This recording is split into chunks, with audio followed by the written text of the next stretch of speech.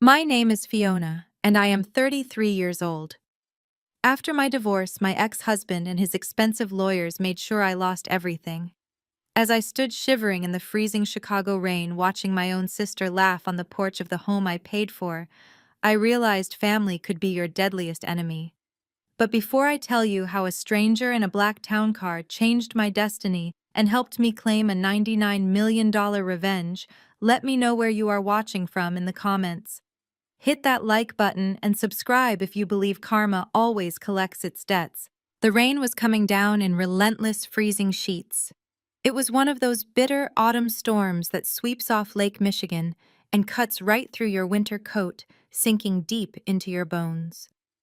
I stood at the end of the long, sweeping driveway of the $2.5 million suburban estate I had designed and maintained for the last 6 years. My hands were numb and shaking, wrapped tightly around a soaked cardboard box that was rapidly disintegrating in the downpour. Two heavily built private security guards, hired by my ex-husband Preston, were hauling heavy black trash bags and plastic bins out of the front double doors. They were tossing my carefully preserved life onto the wet concrete without a single ounce of care or hesitation. Inside those boxes were the priceless remnants of my botanical archivist business. Dried plant specimens dating back decades, meticulously cataloged soil samples, and historic landscape designs I had spent my entire adult life researching and curating. I watched in absolute horror as a plastic bin slipped from a guard's hands and shattered against the pavement. The impact sent fragile glass slides and rare pressed orchids spilling out into the muddy puddles. Years of painstaking research washed away in seconds, floating down the driveway toward the storm drain. I took a desperate step forward to salvage them, but one of the guards held up a massive hand, warning me to stay back. On the covered wraparound porch, perfectly dry and illuminated by the warm golden glow of the expensive exterior lights, stood Preston. He was 36 years old, wearing a tailored charcoal suit that cost more than my first car. He was holding a crystal glass filled with expensive scotch, swirling the amber liquid slowly. He was smiling a relaxed, triumphant smile that made my empty stomach churn with nausea. But he was not alone. Leaning against the wooden porch railing, wearing a cream-colored cashmere sweater that she had apparently decided to claim from my closet, was my younger sister Diana. She was 30, the undisputed golden child of the Whitmore family, and right now she was laughing. It was a bright, musical laugh that cut through the heavy sound of the pouring rain and struck me like a physical blow to the chest. I walked slowly up the driveway, my boots splashing heavily in the deep puddles. "Diana, look at me," I shouted over the howling wind. "How can you stand there with him, after everything he did to me today in front of that judge?" Diana took a slow sip from her own glass of champagne and looked down at me from the elevated steps. Her perfectly manicured face was completely devoid of sympathy. "Do not look so shocked, Fiona," she called back, her voice dripping with absolute condescension. "You brought this entirely on yourself. Mom and I simply told the judge the truth. We could not let you ruin your own life anymore." "The truth," I repeated, my voice cracking under the weight of the betrayal. "You told the judge I was dangerously unhinged. You committed perjury." The events of the morning played over in my mind like a terrifying nightmare loop I could not escape. We had been in family court for the final asset division of my divorce. I had expected a fair split given that I had contributed equally to our finances. Instead, Preston's high-powered legal team had ambushed me with a calculated strike. They filed an emergency motion to seize all marital assets and gain complete control over my botanical consulting firm. To prove I was unfit to manage my own finances or my company, they brought forward two surprise character witnesses, my own sister Diana and our mother Beatrice. I had stood completely frozen in that sterile courtroom as the women who shared my blood swore under oath that I was suffering from severe mental instability.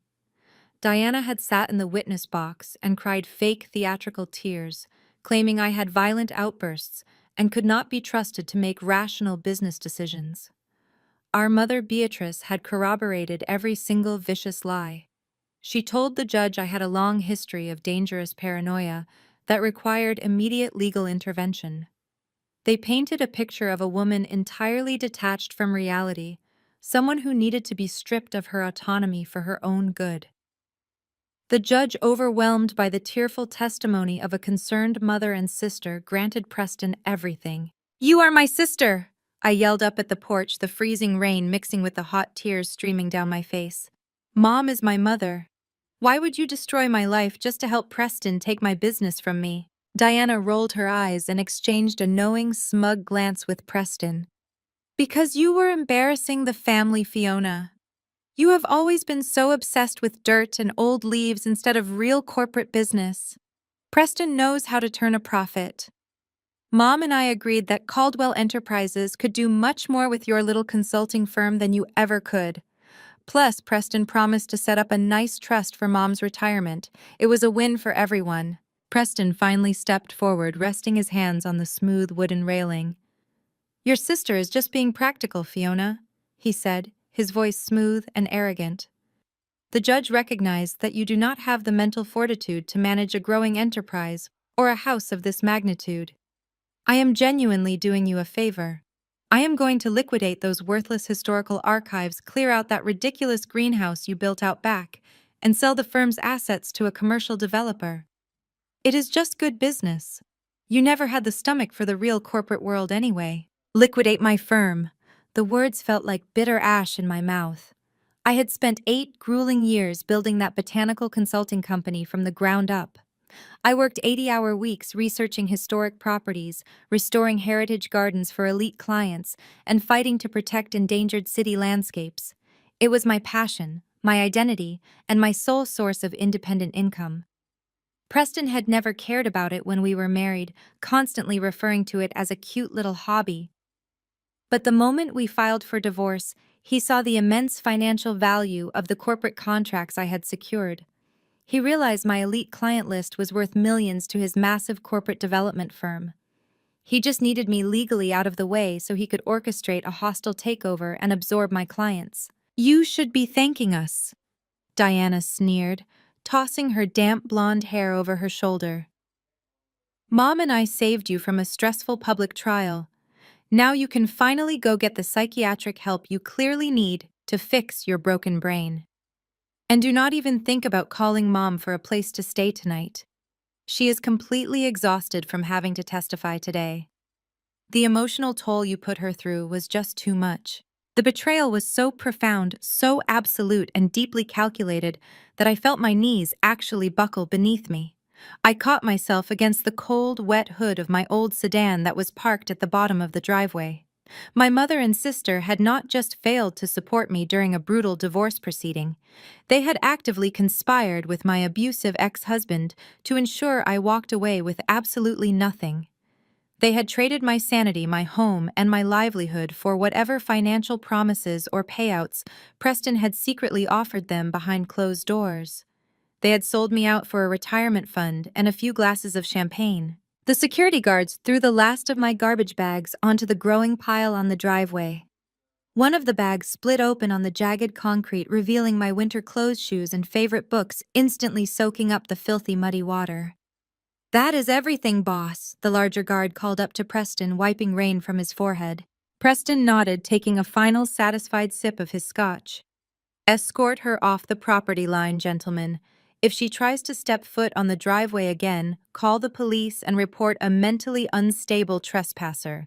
I will not have her harassing my guests." Diana raised her champagne glass in a mocking, graceful toast. "Have a nice life, Fiona. Try to stay out of the rain. It is really bad for your fragile mental state." They turned their backs on me, laughing loudly together as they walked inside the massive house I had spent years turning into a beautiful home. The heavy custom oak door slammed shut, locking with a loud, definitive click that echoed across the property. A second later, the porch light snapped off, plunging me entirely into cold, harsh darkness. I was left standing alone in the freezing downpour, shivering violently and gasping for breath, as the reality of my situation finally settled over me. I dropped to the cold, wet ground beside the ruined, broken boxes of my botanical archives, tracing my fingers over a shattered glass frame. This was the physical evidence of everything I had loved, worked for, and lost in a single devastating day. My entire world had been orchestrated into a complete, undeniable collapse by the exact people who were supposed to love me most. The rain washed away my tears, but it could not wash away the burning anger that was slowly replacing my overwhelming grief. Headlights sliced through the freezing sheets of rain, casting long, harsh shadows across the scattered remains of my life. A sleek silver Mercedes glided up the driveway, its tires hissing smoothly against the wet pavement. I knew that car. I knew the vanity license plate, and I knew the woman sitting behind the steering wheel. My mother, Beatrice Whitmore, had arrived. For a brief, foolish fraction of a second, the wounded child inside me hoped she had come to rescue me. I thought that maybe, despite her testimony in court, seeing her eldest daughter shivering and homeless in a torrential downpour would trigger some buried maternal instinct. I pulled myself up off the wet concrete, hugging my soaked coat tightly around my chest, and waited. The driver's side door swung open. A heavy black umbrella blossomed into the night, protecting my mother from the elements before her leather boots touched the ground. She stepped out wearing a pristine trench coat. Beatrice carried herself with the terrifying poise of a woman who had spent decades managing her social status. She did not look at me or ask if I was freezing. Instead, she reached into her car and pulled out a gold-foiled velvet box. "Mother," I gasped, my teeth chattering so violently I could barely form the word. "Please, I have nowhere to go." "They took everything." Beatrice paused halfway up the driveway. She slowly turned her head and looked down at me from beneath the rim of her umbrella. Her eyes were cold, calculating, and entirely devoid of pity. "You did this to yourself, Fiona," she said, her voice sharp and steady, cutting through the roar of the storm. "I raised you to be a winner. I gave you every advantage, every connection, and every tool necessary to secure a prominent place in Chicago society. Instead, you chose to play in the dirt. You chose to obsess over dead plants and historical soil records. And worst of all, you failed to keep a successful, ambitious man happy." Preston stepped down from the porch, ignoring my presence, and greeted her with a warm embrace. Beatrice smiled genuinely for the first time all day. She handed him the velvet box. "A vintage Dom Perignon, Preston," she announced proudly, "to celebrate your promotion to CEO and the successful acquisition of those botanical contracts. You earned this." Preston laughed, taking the bottle. "Thank you, Beatrice. Your testimony today was invaluable. We could not have secured the assets without you and Diana confirming her fragile mental state." I watched the exchange with a sickening knot forming in my stomach. My own mother was gifting my abusive ex-husband luxury champagne to celebrate the theft of my company. I had spent 8 years building that firm, and my mother was toasting to its destruction. "You sold me out," I whispered, stepping closer, but keeping a careful distance from the guards. "You stood in a court of law and told a judge I was insane. How much did he pay you, Mother? How much was your daughter worth?" Beatrice stiffened, her posture straightening as she gripped the handle of her umbrella. "Preston did not pay me a dime." She snapped, her tone dripping with venom. "He simply offered to clean up the mess you made. You are a massive disappointment, Fiona. You lack vision. You lack drive. You let your marriage fall apart because you were too stubborn to play the role of a supportive corporate wife. Do you have any idea how embarrassing it is for me to answer questions about you at the country club? Do you know how humiliating it is to admit my eldest daughter is a failed consultant facing a high-profile divorce?" "I am your daughter," I pleaded, wrapping my arms tighter around myself as the wind howled. "I have no money." Preston froze my accounts. "I do not even have money for a hotel room tonight. Please, Mother, just let me sleep in my old room at the Whitmore estate, just for a few days until I can figure out a plan." Beatrice looked at me as if I had just asked to burn her house to the ground. "Absolutely not," she said firmly. "You are explicitly banned from the family estate. The gates will not open for you, and the security staff has already been instructed to turn you away. I will not have your toxic energy and your dramatic failures polluting my home. Diana and Preston are the future of this family legacy. You are nothing but a liability. You cannot do this! I sobbed, the cold rainwater mixing with the hot tears streaming down my cheeks. The Whitmore estate belonged to grandfather. He would never have allowed you to throw me out on the street. Beatrice let out a short, bitter laugh. Your grandfather is dead. Fiona and his outdated sentimental ideals died with him. The estate belongs to me now. I make the rules. And my rule is that failures do not get to sleep under my roof. She turned away from me, dismissing my existence entirely. Let us go inside, Preston. I cannot wait to get out of this dreadful weather. Preston nodded, flashing me one final victorious smirk. He turned and escorted my mother up the steps to the porch where Diana was waiting. The three of them stood together, a perfectly coordinated portrait of wealth and cruelty. Diana raised her glass one last time, taking a slow, deliberate sip before turning her back on me. They walked through the massive double doors, and the heavy wood shut solidly behind them. The security guards retreated to their vehicles, rolling up their tinted windows and leaving me entirely alone in the darkness. The silence that followed was broken only by the relentless pounding of the rain against the pavement. The storm seemed to mock my absolute ruin. I stood in the driveway staring at the house that was no longer mine. The warm light spilling from the massive bay windows felt like a cruel taunt. I could see their silhouettes moving around the dining room, pouring champagne and celebrating the execution of my life. I was a ghost haunting my own grave. My body was trembling so violently that my teeth ached. The wool coat I wore was entirely soaked through, clinging to my skin like a wet blanket. My fingers were turning pale blue from the plunging temperature.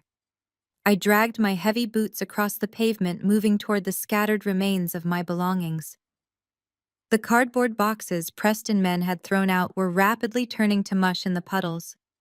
My carefully organized life was now just debris. I knelt beside a crushed box, picking up the ruined items. A framed photograph of my botanical archiving certification was shattered. I pulled the wet paper from the frame and let the wind carry it away. My favorite heavy reference books of historic landscape architecture were waterlogged and ruined, their pages bleeding ink onto the driveway. I found a few items of clothing tucked inside a plastic bin that had miraculously survived the fall. I pulled out a thick sweater and wrapped it around my neck, desperate for any source of warmth. I desperately needed to get out of the storm and figure out how to survive the night. With numb, clumsy fingers, I reached into my coat pocket and pulled out my cell phone. The screen was cracked from when one of the guards had shoved me earlier, but it still turned on. The harsh white light of the screen illuminated the dark driveway. I opened my banking application, praying that Preston Lawyers had left me something. Just a fraction of the joint savings account. Just enough to book a cheap motel room and buy a hot meal. The loading circles spun for what felt like an eternity. When the numbers finally appeared on the cracked glass, my heart stopped completely. Available balance, $34.12. I stared at the screen, unblinking. $34, that was the sum total of my net worth, a 33-year-old woman with a brilliant career reduced to the price of a cheap dinner. Preston had moved everything. He had frozen the joint accounts, liquidated the business assets, and transferred the operational funds to holding accounts I could no longer access. The judge order had given him the legal right to strip me bare. I locked the phone and let my shaking hand drop to my side. There was no one left to call. My mother had banned me from the family home. My sister had conspired against me. My ex-husband had robbed me. The few friends I had made during my marriage were Preston corporate colleagues, and they had already cut ties. I was completely isolated. The freezing rain continued to beat down mercilessly, flattening my wet hair against my skull. I slowly lowered myself onto a large, overturned plastic bin, pulling my knees to my chest to conserve heat. I sat there in the dark driveway of a $2.5 million mansion, holding the soaked remains of my life work, knowing I had exactly $34 to my name. The freezing rain battered my shoulders as I stared blankly at the wet pavement. I calculated how long I could sit there before hypothermia set in, when blinding headlights cut through the storm. A sleek black town car glided silently toward me. It stopped at the curb precisely where Preston guards had dumped my ruined belongings. The engine purred with an expensive resonance. I squinted, expecting Preston to have called the police to remove me for trespassing. The heavy rear door swung open. A woman stepped out onto the flooded street. She deployed a large black umbrella, shielding herself from the downpour. Even in the miserable lighting, I could tell she certainly did not work for my ex-husband. She wore an impeccably tailored navy pantsuit that exuded absolute authority. She appeared to be in her early 50s, with sharp features and silver hair pulled back into a tight bun. She walked toward me, her heels clicking sharply against the wet concrete. She stopped a few feet away from my overturned plastic bin. She did not look at me with pity. Her dark eyes scanned my soaked clothes, my shivering frame, and the shattered glass of my botanical displays scattered across the mud. Her gaze was purely analytical. "Are you Fiona Whitmore?" she asked. Her voice was crisp, clear, and entirely devoid of warmth. I pulled my wet coat tighter around my chest, my teeth chattering uncontrollably. "Yes," I managed to say, my voice sounding weak over the howling wind. "Who are you? Did Preston send you to threaten me again?" "He already took everything. I have nothing left to steal." The woman did not react to my panic. She reached inside her blazer and produced a small leather wallet. "I need to see a government-issued identification," she stated plainly. "I must verify your identity before we proceed any further." My frozen fingers fumbled in my coat pocket until I retrieved my soaked wallet. I pulled out my driver license and held it up with a shaking hand. The woman retrieved a silver penlight, shining the narrow beam directly onto my card. She scrutinized the photo, checked the name, and compared it to my bruised face. After a moment, she clicked the light off and nodded. "You may put that away, Fiona," she said. "My name is Patricia Gallagher. I am the senior managing partner at Gallagher and Hayes Estate Law. Let me assure you right now that I do not work for Preston Caldwell. I do not work for your mother, Beatrice. I have no interest in the corporate theft that occurred inside that house. I represent a single client, and my firm has represented him exclusively for 30 years. I stared at her, completely bewildered. "If you do not work for Preston, why are you here? I do not have an estate. I have $34 to my name and nowhere to sleep tonight.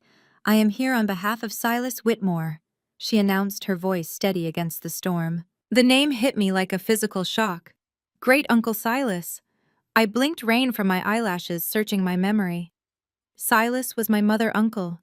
He was the ultimate taboo subject in the Whitmore household. For my entire life, Beatrice used Silas as the cautionary tale of failure. According to family lore, Silas had been a reckless black sheep who squandered his portion of the family inheritance. Beatrice claimed the family formally disowned him to protect their reputation. She told everyone he lived in squalor on the South Side and died penniless.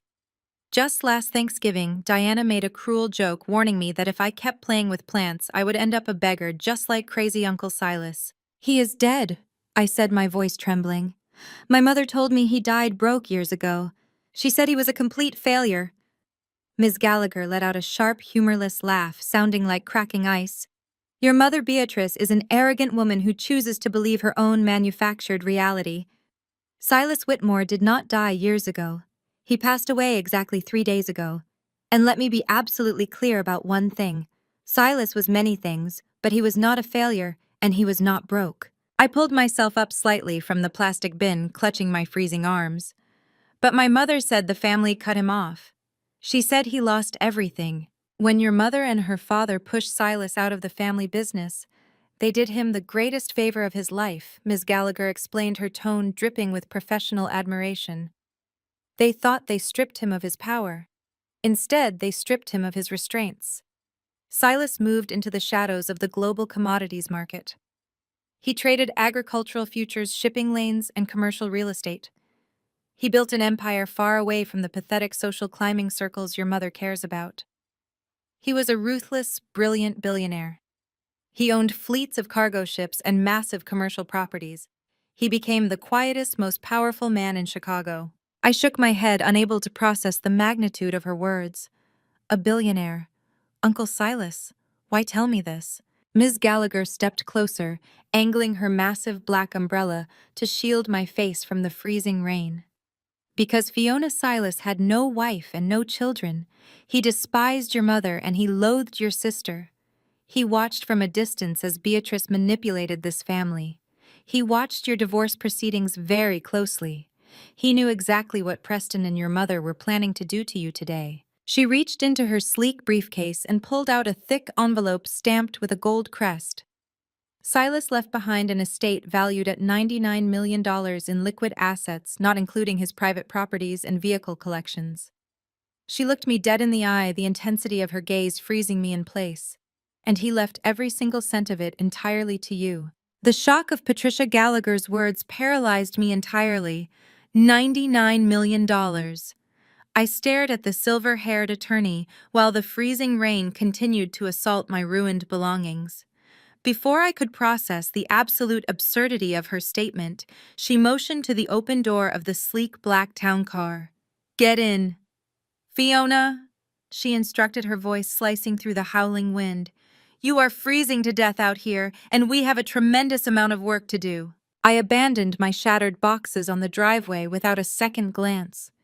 The interior of the town car was a sanctuary of immediate heat and soft, expensive leather. As the driver pulled away from the curb, I looked back at the sprawling suburban mansion that had been my home for 6 years. The lights in the massive dining room were still blazing brightly. I could see the silhouettes of Preston and Diana. They were still drinking their vintage champagne, completely unaware that a black car was carrying me away from my demise and directly toward their ultimate ruin. Ms. Gallagher handed me a thick, heated thermal blanket from a hidden compartment. We drove in complete silence for 45 minutes as the storm raged outside the tinted windows. We left the pristine suburban sprawl behind and entered the heart of Chicago. The car eventually turned onto a private tree-lined street in the Gold Coast neighborhood. It was an exclusive enclave of old money and historic architecture that made Preston's flashy new build look like cheap plastic imitation. We pulled up to massive wrought iron gates that swung open silently, acknowledging our arrival. The vehicle glided up a circular driveway and stopped in front of a breathtaking limestone mansion. It was a masterpiece of late 19th century architecture, covered in dark, dormant ivy, with massive arched windows glowing with warm, inviting light. This was Silas Whitmore's hidden fortress. The heavy front doors were opened by a discreet, uniformed staff member before we even reached the top step. Ms. Gallagher led me inside into a grand foyer paneled in dark mahogany and lined with priceless antique botanical prints. It was a bitter irony that the man my mother had constantly labeled a failure lived in a house that belonged in an architectural digest. Furthermore, it was decorated with the exact kind of historical plant studies she had always mocked me for dedicating my life to preserving. I was guided to a lavish guest bathroom where a set of dry, high-end clothes had been laid out for me. After stripping off my soaked, freezing garments and standing under a scalding shower, my mind finally began to thaw. I dressed in the tailored wool slacks and cashmere sweater provided, feeling the surreal heavy weight of the night pressing down on my shoulders. I had exactly $34 in my bank account, yet I was standing in a billionaire's hidden palace. I found Miss Gallagher waiting for me in a sprawling library. The walls were lined from floor to ceiling with thousands of leather-bound books, and a massive marble fireplace roared with a welcoming fire. On the heavy oak desk between two wingback chairs sat a stack of legal documents and 2 cups of steaming black tea. "Sit down, Fiona," she instructed, sliding a thick leather-bound folder across the polished wood. I took a seat, wrapping my hands tightly around the hot teacup to stop their slight trembling. "You said Uncle Silas left everything to me?" I began, my voice finally steady. "But why? He never contacted me. I never even met him." "Silas preferred observing his family from the shadows," Ms. Gallagher replied, taking her own seat and folding her hands precisely on the desk. "He kept close tabs on every single member of the Whitmore family. He knew your mother Beatrice was raising you and your sister Diana to be superficial social climbers. He watched Diana become a ruthless replica of your mother. But he also watched you.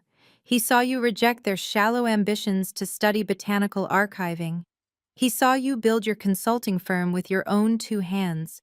You were the only Whitmore who possessed his relentless work ethic and his deep respect for history. She opened the folder, revealing a stack of documents bearing my great-uncle's sharp, angular signature. But Silas did not just leave you his fortune out of simple admiration, Fiona. He left it to you because he needed an heir capable of executing his final piece of business. He needed someone with a fierce personal vendetta against the exact people who destroyed him decades ago. I leaned forward, my brow furrowing in confusion. Beatrice always said he drank away his inheritance and died in the streets. Beatrice is a pathological liar, Ms. Gallagher stated coldly. Silas was systematically robbed. 40 years ago, the Whitmore family held highly lucrative patents for innovative agricultural irrigation systems alongside vast tracts of undeveloped, environmentally protected land on the outskirts of the city. Silas was the rightful heir to those assets. But your mother, Beatrice, conspired with a young, ruthless corporate developer to forge documents and forcefully buy Silas out for pennies on the dollar. That developer used the stolen Whitmore patents to build a massive real estate empire while cutting Silas entirely out of the picture. My breath hitched as the puzzle pieces slammed into place. That developer was Preston's father. Ms. Gallagher nodded, her dark eyes gleaming sharply in the firelight. Exactly. Preston Caldwell's father built Caldwell Enterprises on the stolen bones of Silas Whitmore's legacy. Beatrice facilitated the massive theft in exchange for a huge cash payout, which she used to buy her status in Chicago society. Silas spent the last 40 years building a shadow empire of global commodities, waiting for the perfect moment to strike back. He knew Preston was just as corrupt and greedy as his father. And when he saw Preston marry you, Silas knew the Caldwells were poisoning the Whitmore line a second time. I stared into the crackling fire, the sheer magnitude of the historical betrayal washing over me. My mother had not just sold me out to Preston today in family court. She had sold her own uncle out to Preston's father decades ago. Treachery and greed were woven directly into her DNA. Silas left you $99 million in liquid assets, this mansion, and a fleet of vehicles. Ms. Gallagher continued tapping her silver pen against the desk. However, there is a strict, non-negotiable condition attached to this inheritance. It is a condition designed to test your mettle and exact Silas's long-awaited justice. I looked her dead in the eye, feeling a new, dangerous energy replacing my despair. Tell me what I have to do. To inherit the estate, you must legally dismantle Caldwell Enterprises. Ms. Gallagher commanded, her voice dropping to a serious, lethal pitch. You must execute a hostile takeover and strip Preston of his company, his assets, and his title. Furthermore, you must repossess the Whitmore family estate where your mother and sister currently reside. Silas wants them formally evicted from the property bought with his stolen legacy. I felt a fierce, burning thrill ignite deep in my chest. You want me to completely destroy them? Legally and financially, yes, she confirmed without a hint of hesitation. You have exactly 6 months to complete this task. But there is a massive catch, Fiona. You cannot simply walk in there tomorrow and flash your newfound wealth. Silas insisted on absolute secrecy. If Preston, Beatrice, or Diana discover that you are a multimillionaire before the trap is fully sprung, you instantly forfeit the entire estate. I blinked, processing the severe restriction. I lose it all. Every single cent, Ms. Gallagher warned strictly. It will automatically be liquidated and donated to anonymous charities. Silas wanted them to be dismantled by the very woman they just discarded as worthless. They must believe you are utterly defeated. They must believe you are a penniless, mentally unstable failure, right up until the exact second you pull the rug out from under them. You must operate entirely from the shadows, just as Silas did. You must find the legal loophole that destroys Caldwell Enterprises using your own skills. My mind began racing with the strategic implications. I would have to play the part of the broken, impoverished ex-wife. I would have to let them mock me, humiliate me, and parade their stolen victories in my face, all while secretly holding the power to ruin their entire existence. It was a dangerous psychological game of chess, against three of the most manipulative people I had ever known. Can I use the trust funds to execute the takeover? I asked, my corporate instincts immediately kicking into high gear. Ms. Gallagher permitted a rare, genuine smile. I have been authorized to establish ghost holding companies on your behalf. You will have full access to the capital needed to acquire Preston's debt and legally maneuver against Caldwell Enterprises. But your personal lifestyle must reflect a woman who lost everything today. You will sleep in a cheap rundown apartment. You will work a low-level job. You will let them think they won. I thought about the freezing rain outside. I thought about the ruined boxes containing my life's work. I thought about Diana laughing on the porch sipping vintage champagne paid for with my stolen firm. They had thrown me to the wolves expecting me to die in the cold. They had no idea I was about to return as the leader of the pack. I reached across the heavy oak desk and took the gold-plated pen Ms. Gallagher was offering. I did not hesitate for a single second.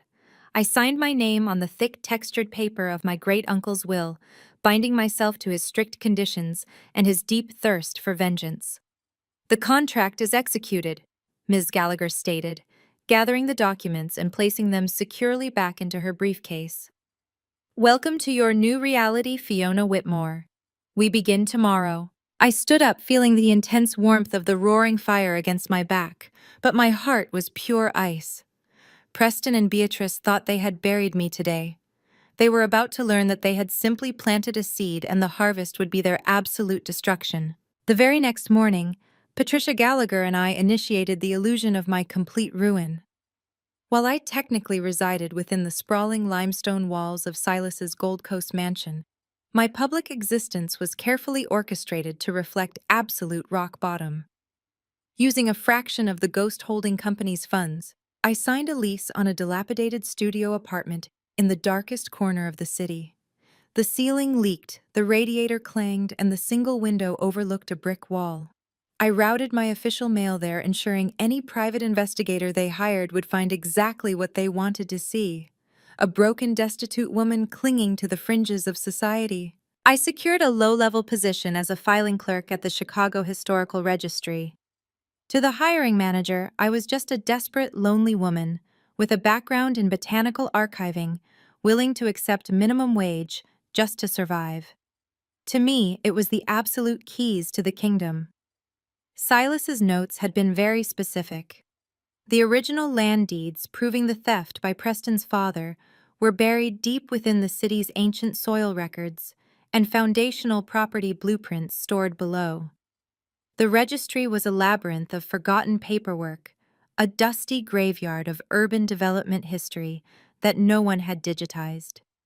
I spent 8 long hours a day in a windowless basement wearing a faded gray cardigan, breathing in the scent of decaying paper. I sifted through thousands of microfiche rolls and crumbling ledger books, hunting for the exact moment the Whitmore patents were illegally transferred to Caldwell Enterprises. I left the mansion before dawn, slipping out through the hidden subterranean service entrance to avoid the eager paparazzi that constantly stalked the Gold Coast.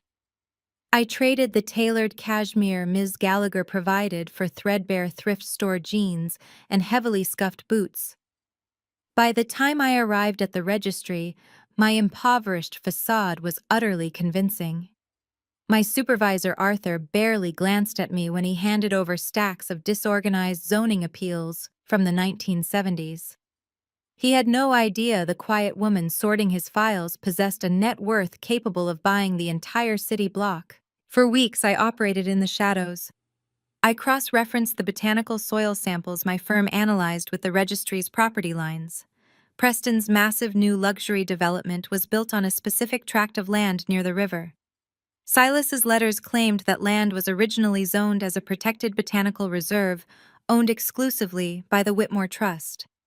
If I could find the original deed, proving Preston's father had forged the environmental rezoning documents, Preston's entire $500 million project would be rendered a federal crime. I spent my lunch breaks eating cheap sandwiches in the dark archives, photographing every suspicious ledger entry with a hidden camera Ms. Gallagher had supplied. November arrived, bringing the bitter chill of the Chicago winter winds and the annual Whitmore Thanksgiving dinner. This was the moment I had to execute the next phase of the grand strategy. I needed to infiltrate the family gathering to lower their defenses entirely. I needed them to believe they had completely destroyed my spirit, so they would become careless with their secrets. I arrived at the Whitmore family estate, wearing a thin coat I purposely frayed. The massive iron gates swung open to reveal a driveway lined with luxury vehicles. I walked up the long path shivering perfectly, playing the part of the desperate beggar. When I knocked on the heavy oak doors, the housekeeper opened them with a look of sheer shock before stepping aside. The grand dining room was a spectacular display of excessive wealth. Crystal chandeliers cast a warm glow over a massive table draped in imported silk and covered in silver platters of extravagant food. Beatrice sat at the head of the table wearing a designer gown that cost more than my fake studio apartment's annual rent. Diana was seated to her right, glittering in expensive diamonds. When I stepped into the archway, the room fell silent. The clinking of silver forks against fine china ceased immediately. "Fiona," my mother said, her voice dropping instantly into a dangerous hiss. "What in God's name are you doing here? You were explicitly told you are no longer welcome on this property." I forced my shoulders to slump, looking down at my scuffed boots. I channeled every ounce of genuine exhaustion from working in the archives to make my voice sound utterly defeated. "Mom, please," I whispered, keeping my eyes fixed on the imported rug. "I am sorry to interrupt. I have not eaten a real meal in 2 days. The heating in my apartment is broken. Preston took everything.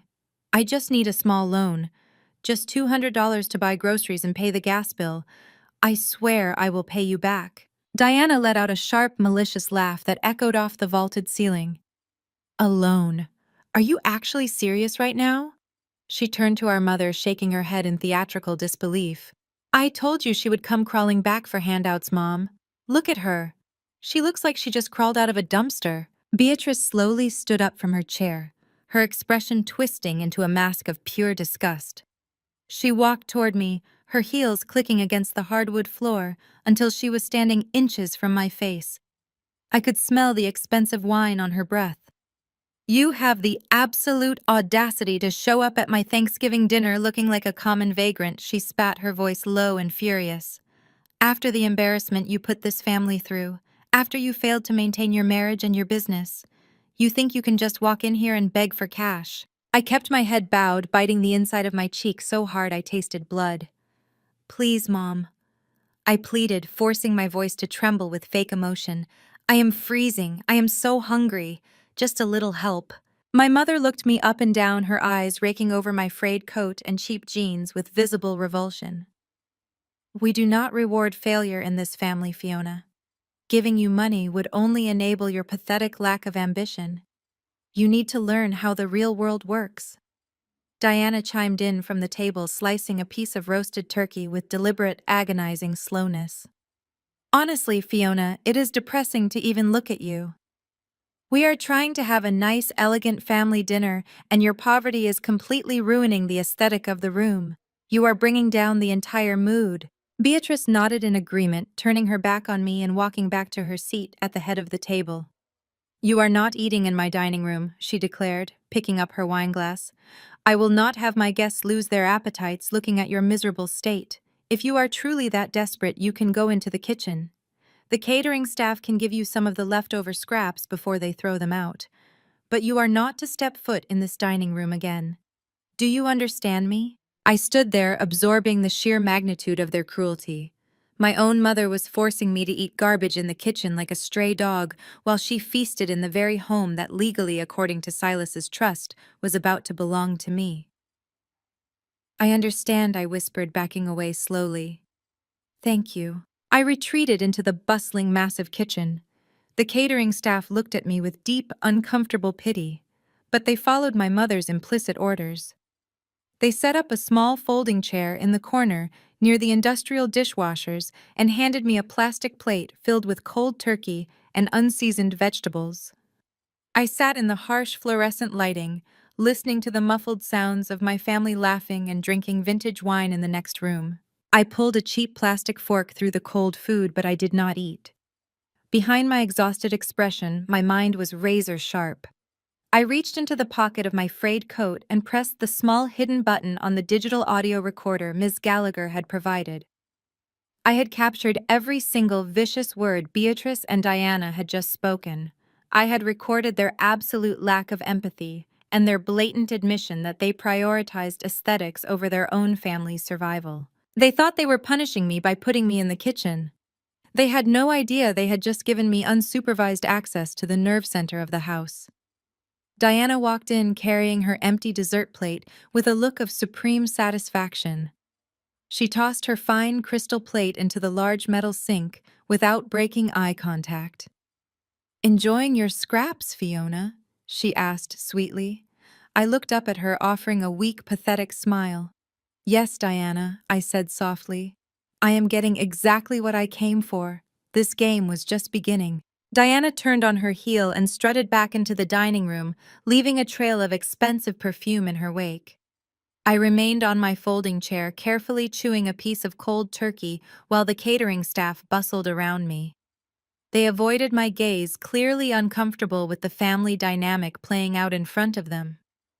After 10 minutes, a loud clinking of a silver spoon against crystal echoed from the adjacent room. It was Beatrice, commanding the attention of her wealthy guests. I stood up from my corner, wiping my hands on my cheap jeans. I crept toward the heavy wooden swinging doors that separated the kitchen from the formal dining area, and pushed one open just a fraction of an inch to see and hear clearly. Beatrice was standing at the head of the long table, her cheeks flushed with vintage wine in absolute triumph. She raised her glass high. "Family and friends," she announced, her voice echoing against the vaulted ceiling. "We have so much to be thankful for this year. But tonight is exceptionally special. Tonight we celebrate the glorious future of the Whitmore legacy. I am beyond thrilled to give the floor to my youngest daughter, Diana." Diana stood up, her diamond earrings catching the light from the massive chandelier overhead. She reached out and grabbed the hand of the man sitting next to her. It was Carter Caldwell, the younger brother of my ex-husband, Preston. Carter was 28 years old, a junior executive at Caldwell Enterprises, who mirrored his older brother in every arrogant gesture and tailored suit. Diana beamed a picture of perfect societal grace. "Carter and I have an announcement," she declared, her voice ringing with sheer delight. "We are officially engaged." The dining room erupted into applause and excited cheers. Beatrice clapped her hands together, tears of joy shining in her eyes. It was a terrifying realization. Diana marrying Carter meant the total unification of the Whitmore and Caldwell families. They were merging their stolen wealth, tightening their grip on the corporate real estate market, and sealing the legacy they had built on the bones of my great-uncle Silas. The betrayal went deeper than I had ever imagined. My mother was deliberately binding our family tree to the very men who had robbed us. "We are planning a massive spring wedding," Diana continued, raising her left hand to show off a staggering emerald-cut diamond ring that must have cost a small fortune. "And with Preston stepping up as the new CEO of Caldwell Enterprises, Carter will be taking over the acquisition division. We are going to build an empire together. The timing is absolutely perfect now that all the unfortunate baggage has been permanently removed from the picture." She did not say my name, but the implication hung heavily in the air. The guests laughed politely, raising their glasses to toast the newly engaged couple. Right on cue, the heavy oak front doors of the estate swung open. A rush of cold autumn air swept through the grand foyer, followed by the loud, confident footsteps of a man who believed he owned the world. Preston Caldwell strolled into the dining room, removing a custom-tailored cashmere overcoat and handing it carelessly to a waiting servant. He looked incredibly smug, his chest puffed out with the arrogance of a man who had recently crushed his only obstacle. "Sorry I am late," he announced, flashing a predatory smile at the room. "I was finalizing the permit approvals for our new $500 million riverfront development. The city just gave us the green light." The guests clapped again, mesmerized by his wealth and power. Preston walked over to Diana and Carter, clapping his younger brother on the shoulder. "Congratulations, little brother. Welcome to the winning team, Diana." You two are going to be a spectacular addition to the Caldwell legacy. Beatrice stood up and embraced Preston warmly, kissing him on both cheeks. We are so glad you could make it, Preston. This family would simply not be complete without our visionary CEO. Come sit down and have a drink. As Preston moved toward the head of the table, his eyes caught the slight movement of the swinging kitchen door. He stopped dead in his tracks, his predatory gaze locking directly onto me through the narrow gap. A cruel, dark amusement washed over his face. He changed his trajectory completely, abandoning his seat and walking straight toward the kitchen doors. He pushed the heavy door open wide, exposing me to the entire dining room. The conversation at the table died instantly as the guests turned to stare at the pathetic, disheveled woman standing in the fluorescent light of the catering kitchen. Well, look what we have here, Preston sneered, crossing his arms over his expensive suit. Fiona Whitmore in the flesh. I heard from Beatrice that you came crawling back for a handout. How the mighty have fallen. I forced myself to shrink back, clutching the edges of my frayed cardigan. I kept my eyes wide and fearful, playing the part of the broken ex-wife to absolute perfection. Hello, Preston? I said, my voice barely above a whisper. I was just leaving. Oh, do not run away so fast, he mocked, stepping closer until he was towering over me. Diana and Beatrice joined him at the kitchen entrance, forming a barricade of hostility and designer clothing. Preston looked me up and down, clicking his tongue in fake sympathy. It is truly tragic, Fiona. You look terrible. You lost your house, you lost your mind, and you lost that pathetic little plant business. I heard you are living in a filthy studio apartment now.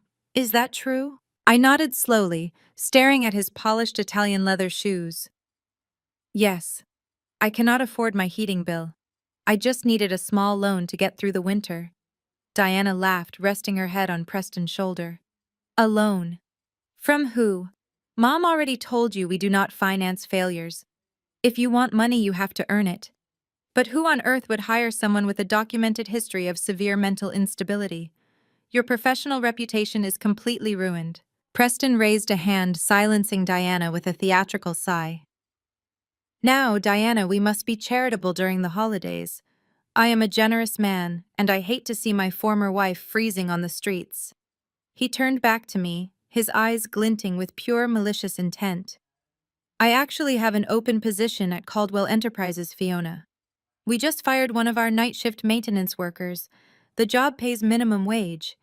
You would be mopping floors, taking out the trash, and scrubbing the executive bathrooms from midnight until 6 in the morning. It is not glamorous, but it will keep your heat on. The room behind them was dead silent. The wealthy guests watched with a mixture of shock and morbid fascination as a millionaire CEO offered his former wife a job scrubbing his toilets. Beatrice smirked, taking a slow sip of her wine. It is a very generous offer, Fiona, she chimed in. You should take it. It builds character.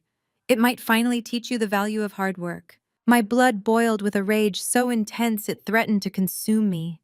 They were trying to break my spirit entirely. They wanted to humiliate me on the deepest possible level, forcing me to clean up their garbage while they sat in glass towers built on my family's stolen legacy. They wanted to watch me scrub the floors of the very company Preston had stolen from me. But behind my wide, terrified eyes, my mind was racing with absolute triumph. Preston Caldwell had just made the most catastrophic mistake of his entire miserable life.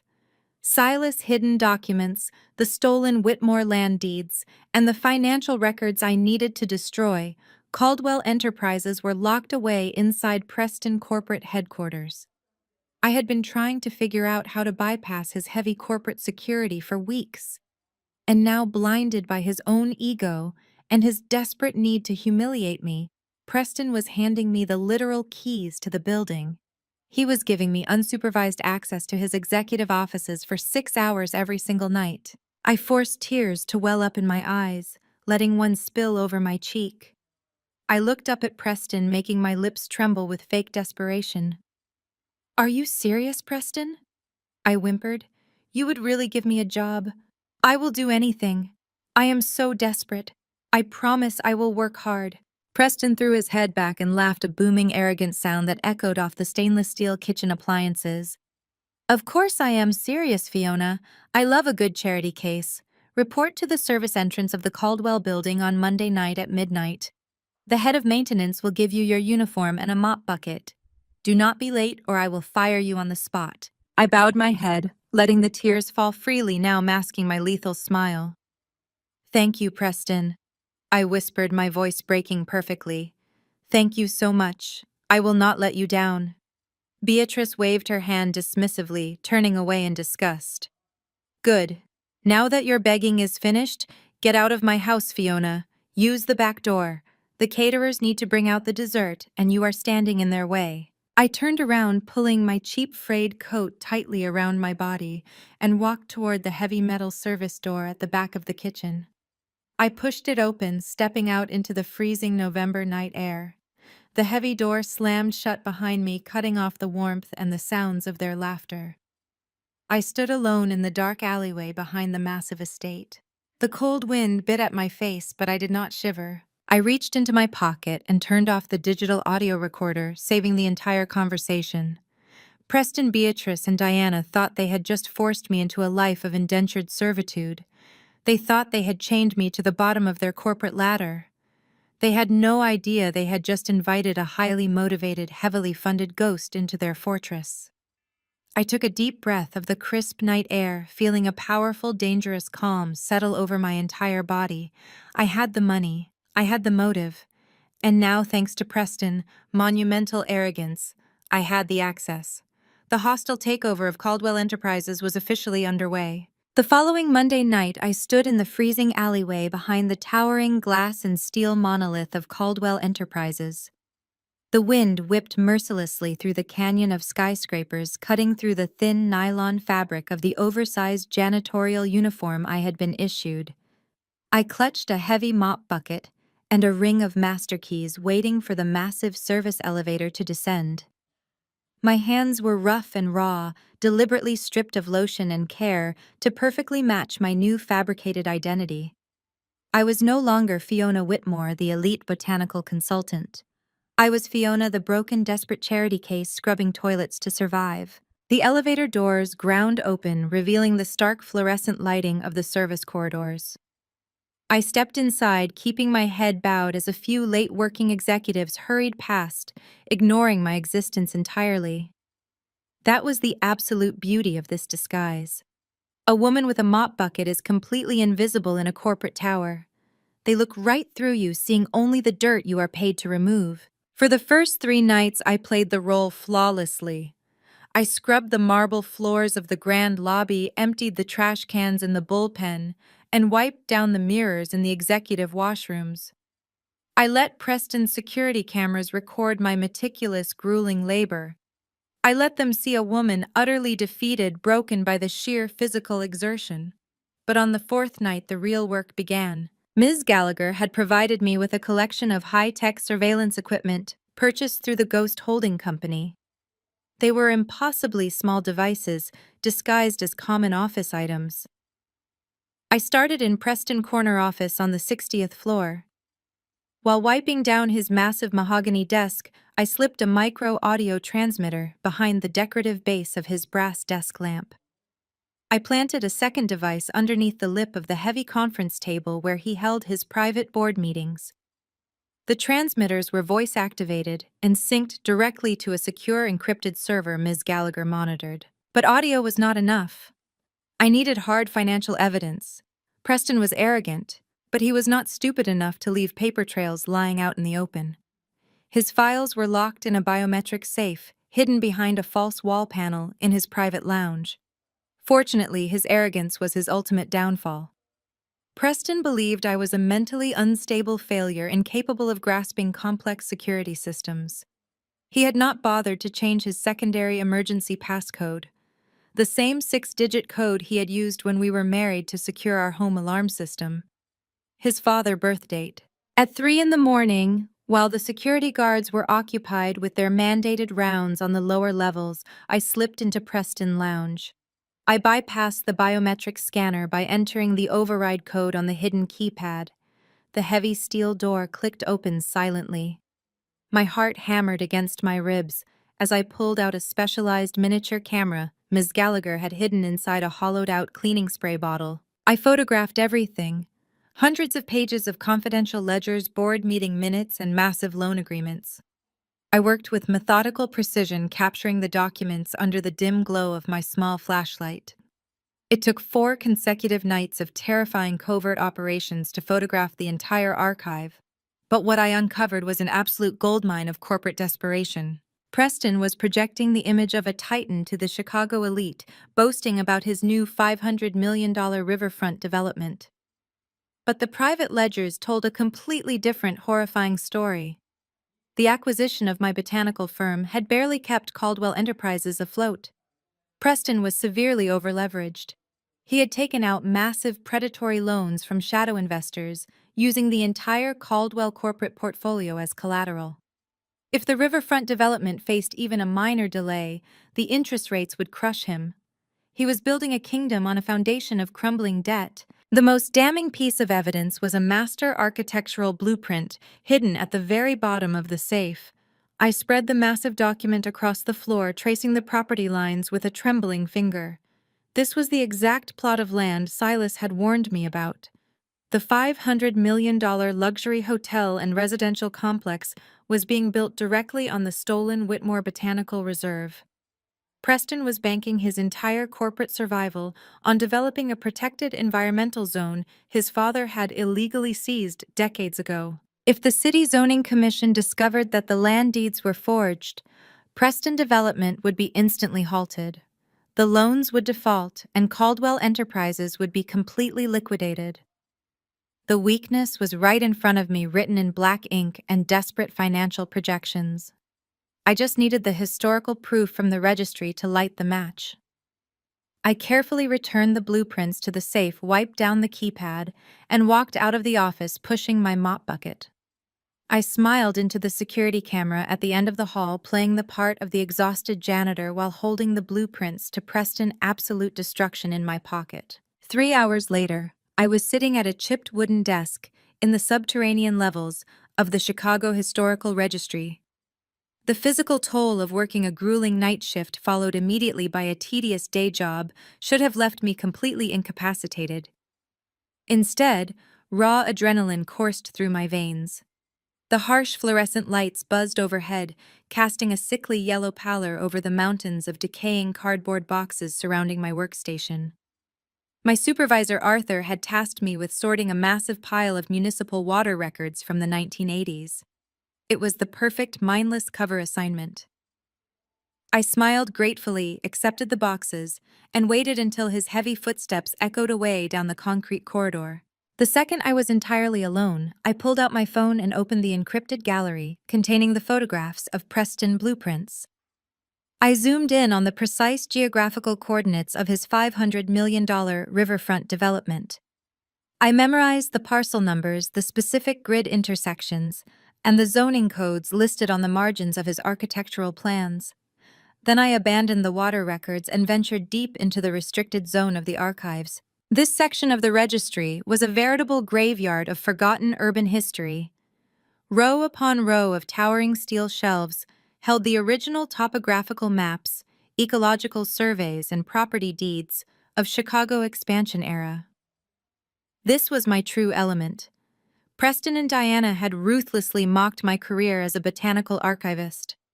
My mother had publicly degraded my passion for historic landscapes, labeling it a filthy, embarrassing obsession with dirt. They were about to discover that my deep, intimate knowledge of that very dirt was the exact weapon required to orchestrate their absolute destruction. I hauled heavy leather-bound ledgers off the top shelves, coughing as decades of accumulated dust plumed into the stagnant air. I spread a massive yellowing topographical map across a wide viewing table, weighing down the curling corners with brass paperweights. I cross-referenced Preston coordinates with the historical city grid. According to Preston polished modern blueprints, his luxury high-rises were being anchored into a foundation of solid industrial bedrock. That was the narrative he had sold to his wealthy investors and the City Zoning Commission. But the ancient ecological surveys I was currently staring at told a drastically different story. I pulled the corresponding botanical soil records from a crumbling manila folder. My eyes scanned the dense typewritten pages, absorbing the chemical breakdowns and indigenous plant catalogs compiled over half a century ago. The land Preston was building on was not barren bedrock. It was a highly sensitive, incredibly rare glacial peat bog.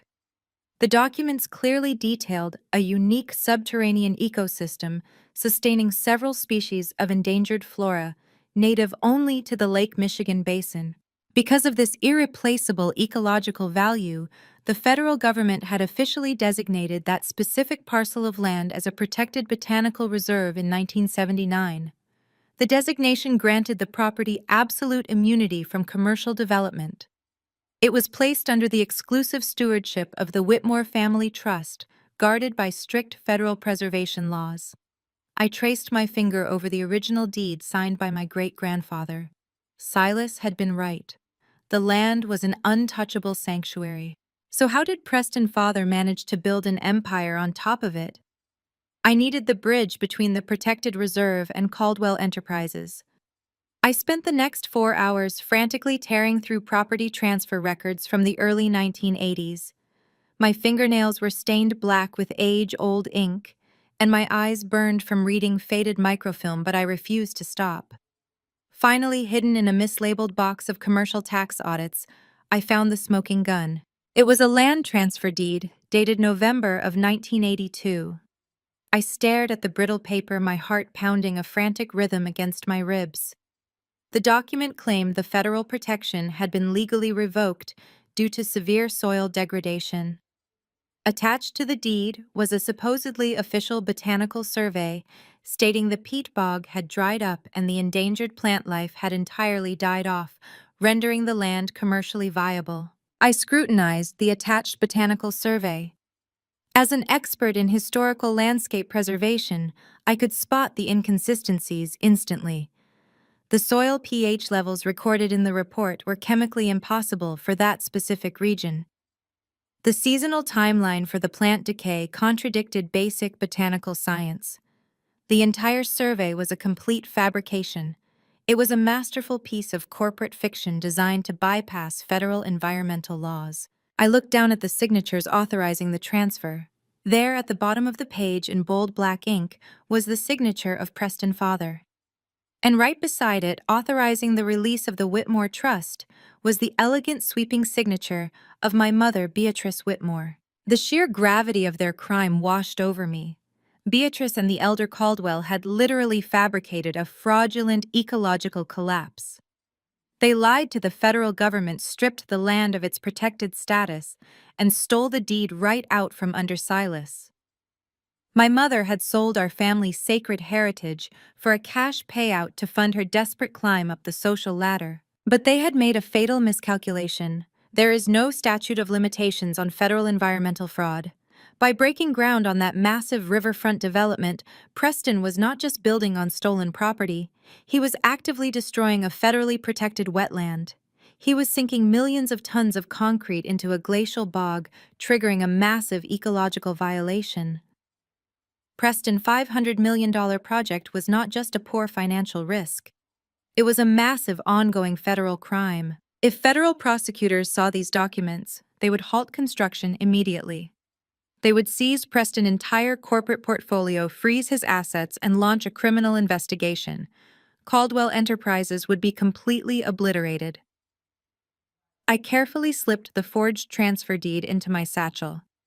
Beatrice was about to learn that the very dirt she despised would bury her completely forever. Slipping the forged transfer deed into my satchel, I left the subterranean archives of the Chicago Historical Registry with my heart pounding a steady, lethal rhythm.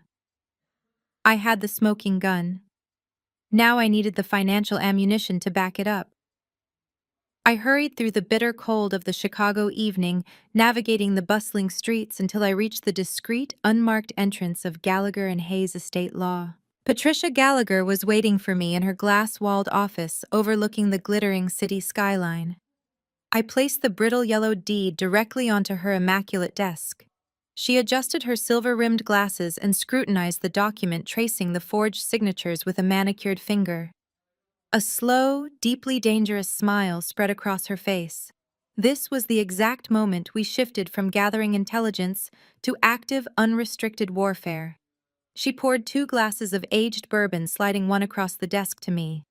We toasted to Silas Whitmore's brilliance and to the absolute destruction of the people who had wronged him. It was the most satisfying drink I had ever tasted. The financial gears were officially in motion. There was absolutely no turning back now. We immediately initiated the financial takeover. Using the massive liquidity of Silas's $99 million estate, Ms. Gallagher established a highly insulated ghost holding company registered in Delaware. We named it Obsidian Holdings. It was a completely opaque corporate entity shielded by impenetrable layers of legal protection that made it utterly untraceable back to me, to the public, and to Preston Caldwell. Obsidian Holdings was simply an aggressive, highly capitalized venture capital firm looking to acquire distressed assets in the volatile Chicago real estate market. Preston was bleeding cash. His $500 million riverfront development was draining his operational funds dry, forcing him to take out massive high-interest loans from secondary lenders just to keep the construction crews working. Ms. Gallagher and her team of ruthless corporate attorneys moved with absolute surgical precision. Over the next 3 weeks, Obsidian Holdings approached Preston's shadow investors. We offered them immediate lucrative cash buyouts on Preston's debt. These private investors, eager to offload the massive risk associated with Caldwell Enterprises, practically handed the contracts over to us without a second thought. One by one, we quietly purchased every single promissory note, every line of credit, and every corporate bond tied to Preston's name. We bought the construction loans, we bought the equipment financing, we even bought the mortgage on his towering corporate headquarters. Within a single month, Caldwell Enterprises did not owe money to a dozen different banks. They owed 90% of their colossal crushing debt exclusively to Obsidian Holdings. They owed it to the exact woman Preston believed was currently scrubbing his toilets. The sheer irony was intensely satisfying. Every night at midnight, I still reported to the Caldwell building in my oversized janitorial uniform. I pushed a mop bucket across the pristine marble lobby, smiling submissively at the security guards. I emptied the trash cans in Preston's executive suite while he sat at his mahogany desk stressing over his mounting financial obligations. He would look right past me, barking frantic orders into his phone, completely oblivious to the fact that the woman wiping down his windows was now his sole and absolute creditor. But Preston was only one head of the snake. I needed to ensure my mother and sister were equally trapped in the snare. Beatrice was currently residing in the original Whitmore family estate, the very property she had used the stolen patent money to maintain for decades. Diana, eager to match Preston's lavish lifestyle following her engagement to Carter, had recently closed on a sprawling multi-million-dollar mansion in the North Shore. Both women lived far beyond their actual means, relying on heavily leveraged mortgages and the promise of Caldwell money to sustain their flawless country club facades. I directed Ms. Gallagher to pivot our acquisition strategy toward their personal assets. Banks are notoriously eager to sell off residential mortgages to holding companies to free up their own lending capital. Obsidian Holdings swept in and purchased the debt on the Whitmore family estate without raising a single red flag. A week later, we acquired the mortgage on Diana's new North Shore mansion. We bought their luxury car loans. We bought the debt on Beatrice's high-limit credit cards. We bought every single financial obligation they possessed, tying their entire existence directly to my bank accounts. They were completely oblivious to the impending disaster. Beatrice was busy picking out imported silk napkins for Diana's upcoming engagement gala, complaining loudly to her wealthy friends about the staggering cost of the floral arrangements. Diana was booking first-class tickets for a lavish pre-wedding vacation to Paris, swiping credit cards that I effectively owned. They were spending Silas's money living in houses funded by Silas's money, all while preparing to merge their stolen legacy with the Caldwell empire. They paraded around Chicago as if they owned the city. They slept soundly in their massive beds, believing they were the untouchable elite of Chicago society. They thought they had successfully discarded the only glitch in their perfect family portrait. They had no idea that their entire world was now a fragile house of cards resting directly in the palm of my hand. I held the deed that proved Preston was committing a massive federal crime. I owned the debt that could bankrupt his company overnight. I held the mortgages that could leave my mother and sister entirely homeless with the stroke of a pen. I was no longer just the scapegoat daughter or the discarded ex-wife. I was the silent architect of their absolute ruin. I had built the cage, loaded the weapon, and locked the doors. All I had to do now was wait for them to make their next move and spring the trap. Their greed blinded them to the reality that karma was finally coming to collect its long overdue debts. I arrived at my fake studio apartment early Tuesday morning, exhausted, but wired on adrenaline from my night at the Caldwell building. I pushed open the thin wooden door, the hinges screeching in protest, and immediately noticed a thick manila envelope shoved underneath the threshold. My name, Fiona Whitmore, was printed across the front in bold, aggressive lettering. The return address in the upper left corner made my stomach drop before I even broke the seal. Harrison and Vance Legal Associates, Preston's corporate attack dogs. I tore the envelope open, my eyes scanning the heavily redacted legal jargon. It was a formal cease and desist order accompanied by a summons to appear in civil court. Preston was suing me for violating a non-compete clause that had allegedly been buried deep within our divorce settlement. According to the lawsuit, he had somehow discovered that I was quietly taking on small private botanical consulting jobs to earn extra cash. A carefully planted rumor Ms. Gallagher and I had circulated to maintain my impoverished cover. Preston wasn't just trying to stop me from working, he was suing me for $500,000 in punitive damages, claiming my illegal freelancing was directly harming Caldwell Enterprises by poaching potential clients. It was a completely frivolous, legally baseless attack. My tiny side projects posed absolutely zero threat to his massive development firm. This wasn't a business decision, it was pure, unadulterated spite. He wanted to drive me into absolute crushing bankruptcy. He wanted to ensure I could never afford to feed myself, let alone rebuild my life. I sank onto the cheap, lumpy mattress of my studio, gripping the lawsuit tightly. The sheer cruelty of his action was breathtaking. He had already taken my home, my company, and my dignity. Now he wanted to salt the earth so nothing could ever grow again. But as the initial shock faded, a cold, sharp realization took its place. Preston's vicious retaliation was exactly the opening I needed. He was overplaying his hand, blinded by his own ego, assuming I was completely defenseless. I immediately called Ms. Gallagher. They took the bait, I told her, my voice steady. Preston is suing me for the freelance work. Excellent, she replied, the sound of keyboard clicking echoing through the phone. This lawsuit is his fatal error. By initiating legal action, he has formally tied you back into his corporate orbit. It provides us with the perfect pretext to interact with Beatrice and Diana. They will undoubtedly use this lawsuit as leverage against you. They want me desperate, I said, looking around the dismal studio apartment. They want me begging for mercy. Then you give them exactly what they want, Fiona. Play the victim flawlessly. Let them think this lawsuit is the final nail in your coffin. It will make them arrogant, and arrogant people make very public mistakes. I hung up the phone, a slow smile spreading across my face. Preston thought he was tightening the noose, but he had just handed me the rope I would use to hang him. The proxy war was about to escalate into direct, devastating contact. I spent the next 2 days amplifying the illusion of my despair. I left voicemails for Preston's lawyers, my voice trembling with fake panic, begging them to drop the suit. I deliberately maxed out the single low-limit credit card I kept for my cover identity, ensuring the declined transaction alerts would eventually filter back to Preston's financial monitors. I wanted them to believe I was spiraling, entirely broken by the weight of the legal threat. On Thursday afternoon, my phone rang.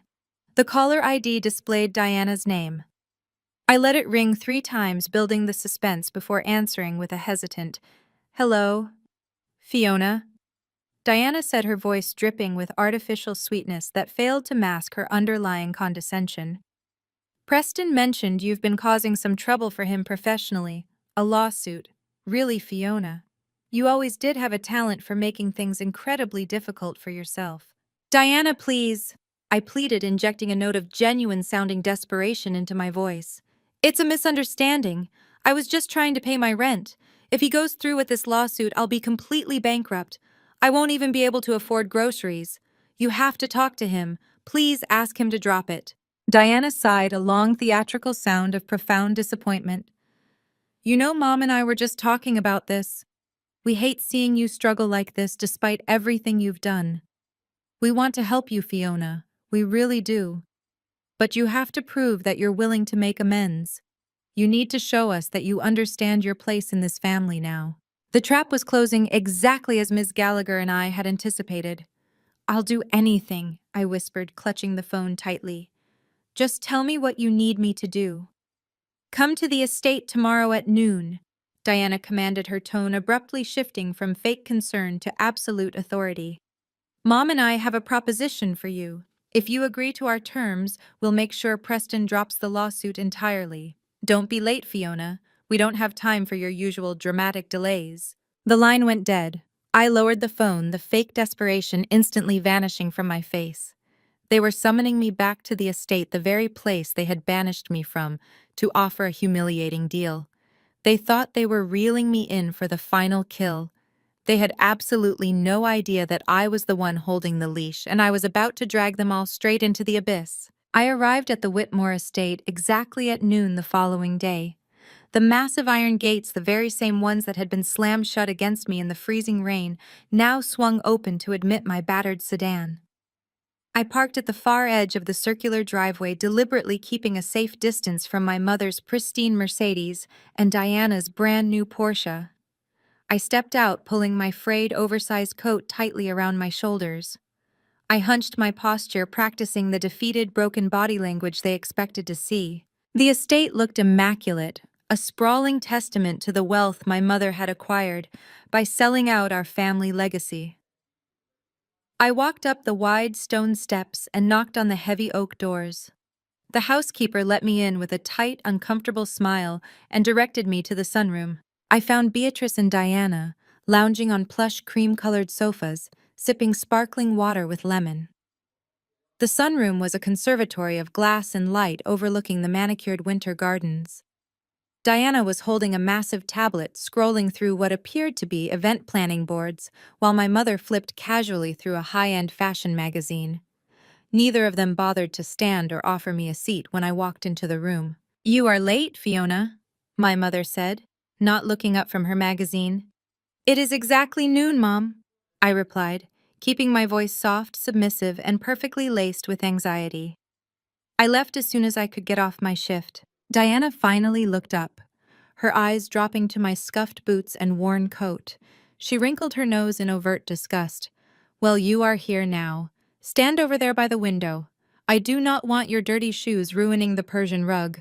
We have a lot to cover, and frankly, I am already exhausted just looking at you." I obeyed, walking to the edge of the room and standing like an errant servant awaiting judgment.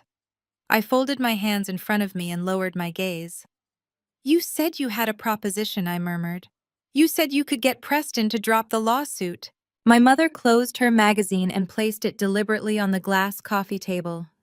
She leaned back, crossing her legs, and fixed me with a stare of utter superiority. "Preston is furious, Fiona. He feels completely betrayed by your underhanded attempts to steal clients from his firm. He has every right to sue you into oblivion. He could take your wages, garnish your miserable little bank accounts, and leave you with absolute ruin for the rest of your natural life." I was just trying to survive, I pleaded, letting a slight tremor enter my voice.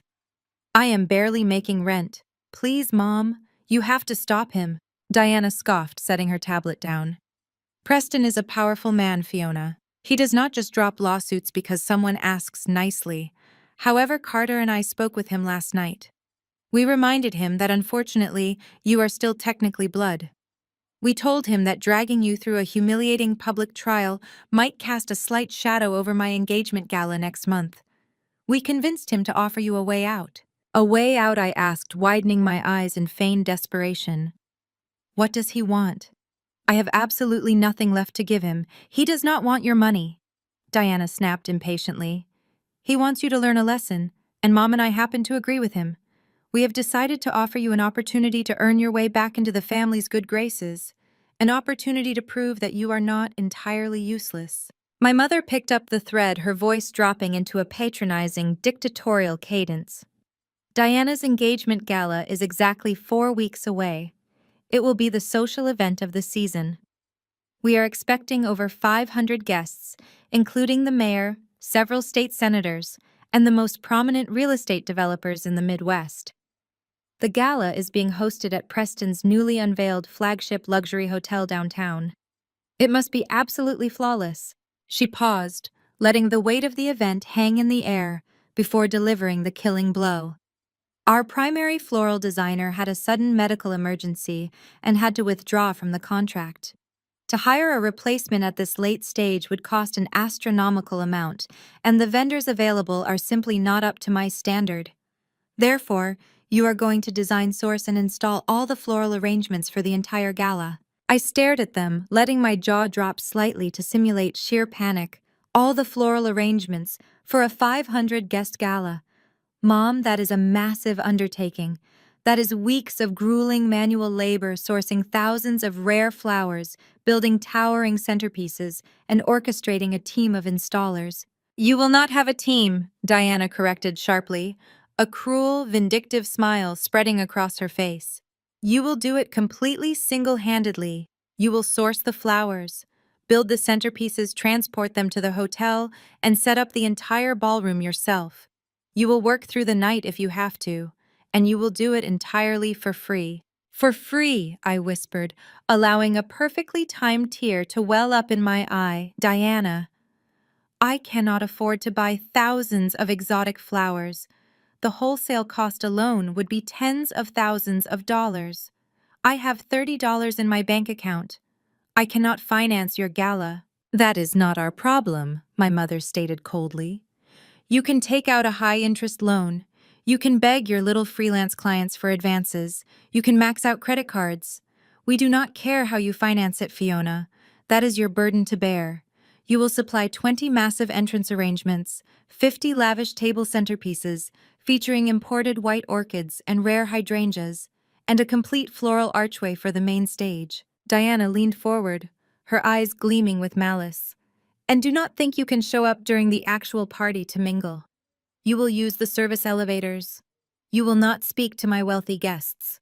You will set up the displays like the hired help you are, and you will leave through the back door before the first guest arrives. I stood perfectly still, absorbing the sheer, staggering audacity of their extortion.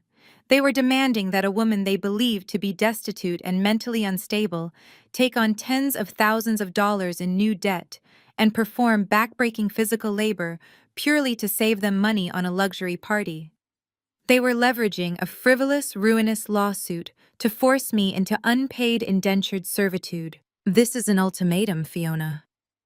My mother continued, her tone completely devoid of maternal affection. If you complete this task to our exact specifications, and if the gala looks spectacular, I will personally guarantee that Preston drops the lawsuit the very next morning. You will be free from the legal threat, and you will have finally demonstrated a shred of actual value to this family. Consider it your penance for being such a monumental disappointment. Diana picked up her tablet again, dismissing my distress entirely. Think of it as a character-building exercise. You always loved playing in the dirt. Now you get to do it for a cause that actually matters. My social debut. And if you refuse or if you fail to deliver perfection, Preston will proceed with the lawsuit. He will drag you into court, ruin you completely, and make sure you end up sleeping on a park bench by Christmas. I looked from my sister to my mother. Their faces were impassive, entirely convinced of their own absolute superiority. They thought they had backed me into a corner with no escape. They believed they were forcing me to grovel to bleed my own meager resources dry, just to appease their insatiable vanity. But behind my tear-filled eyes and trembling hands, my mind was running through the tactical implications at lightning speed. To design and install the floral arrangements for a 500-guest gala, I would need unrestricted, unlimited access to the event venue for at least 48 hours prior to the party. I would need access to the service elevators, the loading docks, the ballroom infrastructure, and the staging areas. And the venue was Preston Caldwell's newly unveiled flagship luxury hotel, the exact epicenter of his new corporate empire, the crown jewel of the stolen Whitmore development project. My mother and sister were not just giving me a chore, they were handing me the ultimate Trojan horse. They were providing me with a legitimate, unquestionable reason to be inside Preston's highly secure building on the most important night of his professional career, armed with massive crates, structural equipment, and rolling carts that security would never bother to inspect. They were literally rolling out the red carpet for their own total annihilation. I looked down at my hands, squeezing them together to hide the fierce, uncontrollable surge of adrenaline coursing through my veins. The ghost holding company Obsidian Holdings had more than enough capital to quietly fund the wholesale flower purchases without raising a single red flag. I could easily procure the white orchids and rare hydrangeas Diana demanded. I could build her the most beautiful, breathtaking floral archway Chicago had ever seen, because that archway was going to frame the exact stage where I would execute the hostile takeover. The centerpieces would decorate the tables where Preston's elite investors would sit when I projected the evidence of his federal crimes onto the ballroom walls. The flowers were merely the wrapping paper for the bomb I was about to detonate. I took a deep, shuddering breath, playing the role of the broken, defeated victim one last time. I wiped the fake tear from my cheek and looked up at my mother and sister. "Okay," I whispered, my voice sounding hollow and crushed. "I will do it. I will find a way to pay for the flowers. I will design the centerpieces. I will do all the labor myself for free. Just please promise me that Preston will drop the lawsuit. I cannot survive a trial." My mother smiled, a cold, victorious curving of her lips. "I am glad to see you are finally learning your place, Fiona. Do not disappoint us. We expect absolute perfection. You will have it, I promised, bowing my head to hide my chilling, predatory smile. "It will be a night no one in this family will ever forget." I walked out of the bright sunroom, leaving my mother and sister to their sparkling water and their deep delusions of absolute control. The heavy oak front doors of the estate shut behind me for what I knew would be the very last time. I climbed into my battered sedan, gripping the steering wheel with hands that were finally perfectly steady. I did not drive to my fake studio apartment. I drove straight to Gallagher and Hayes Estate Law. Ms. Gallagher steepled her fingers, a sharp glint of predatory approval in her eyes. "They have handed you the keys to the castle, Fiona. A vendor with a massive installation contract requires unrestricted access to the venue. You will have clearance for the loading docks, the service corridors, and the main ballroom floors days before the actual event. We can bypass Caldwell Enterprise security entirely." We immediately mobilized the resources of Obsidian Holdings. Working through a dummy corporation, we quietly purchased tens of thousands of imported white orchids, rare hydrangeas, and cascading emerald greenery. We rented an unmarked commercial delivery truck and secured a temporary warehouse to assemble the structural foundations for the centerpieces. For 3 grueling weeks, I worked around the clock, combining the exhaustive physical labor of floral design with the precise, meticulous planning of a corporate assassin. I did not sleep. I operated on pure adrenaline and the intoxicating promise of absolute justice. Exactly 48 hours before the massive engagement gala, I pulled the heavily loaded rented commercial box truck into the subterranean loading dock of the Caldwell Grand Hotel. It was a soaring monument to Preston ego, a glittering skyscraper of glass and steel built on the stolen Whitmore Botanical Reserve. The security team at the loading bay barely glanced at me. I was wearing faded denim overalls, a dirty baseball cap pulled low over my face, and thick canvas work gloves. I was just the hired help bringing in the flowers. They waved me through, giving me a temporary vendor keycard that granted me access to every service elevator and utility corridor in the building. Over the next 2 days, I transformed the massive main ballroom. I unloaded heavy wooden crates and assembled 50 lavish towering centerpieces that cascaded perfectly over the velvet-draped tables.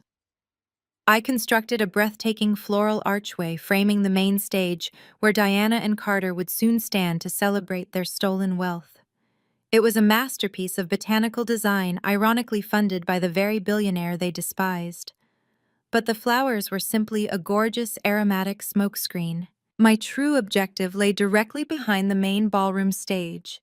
Under the guise of needing to secure the heavy floral archway to the structural beams, I slipped past the velvet curtains and entered the hotel's central audiovisual control room.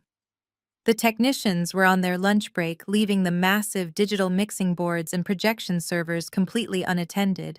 My heart hammered against my ribs, but my hands remained perfectly steady. I pulled a sleek encrypted flash drive from the bottom of my toolbox. Ms. Gallagher had hired top-tier corporate cybersecurity experts to format the drive. I plugged it directly into the primary input port of the hotel master projection server. The system recognized the device instantly. With a few swift keystrokes, I uploaded our entire digital arsenal into the hotel mainframe. First, I loaded the crisp, clear audio recording of my mother and sister from the estate sunroom, actively admitting to lying to the divorce judge and plotting to steal my trust fund. Next, I uploaded the high-resolution scans of the original ecological surveys and the forged land transfer deeds, proving Preston's $500 million riverfront development was a massive federal crime. Finally, I uploaded the heavily redacted financial documents from Obsidian Holdings, proving that my ghost company currently owned 90% of Preston corporate debt and the mortgages on both my mother and sister homes. I did not just load the files, I set up an automated bypass protocol. I synced the hotel master projector controls directly to a secure application on my personal cell phone. Once I triggered the sequence from the ballroom floor, the hotel system would lock out all manual overrides. The technicians would be completely locked out of their own control boards. Preston's security guards would not be able to shut the screens off or cut the audio. The only way to stop the presentation would be to physically sever the main power lines to the entire building. I carefully removed the flash drive, slipped it back into my toolbox, and returned to the ballroom floor before the technicians returned. I spent the final hours meticulously adjusting the white orchids on the main stage, ensuring every single petal was flawless.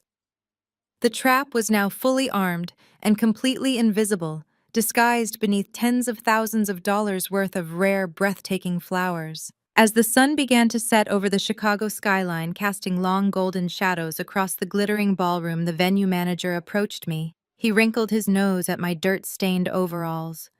"The guests will be arriving in an hour," he snapped. "You need to clear your equipment and exit through the service doors immediately.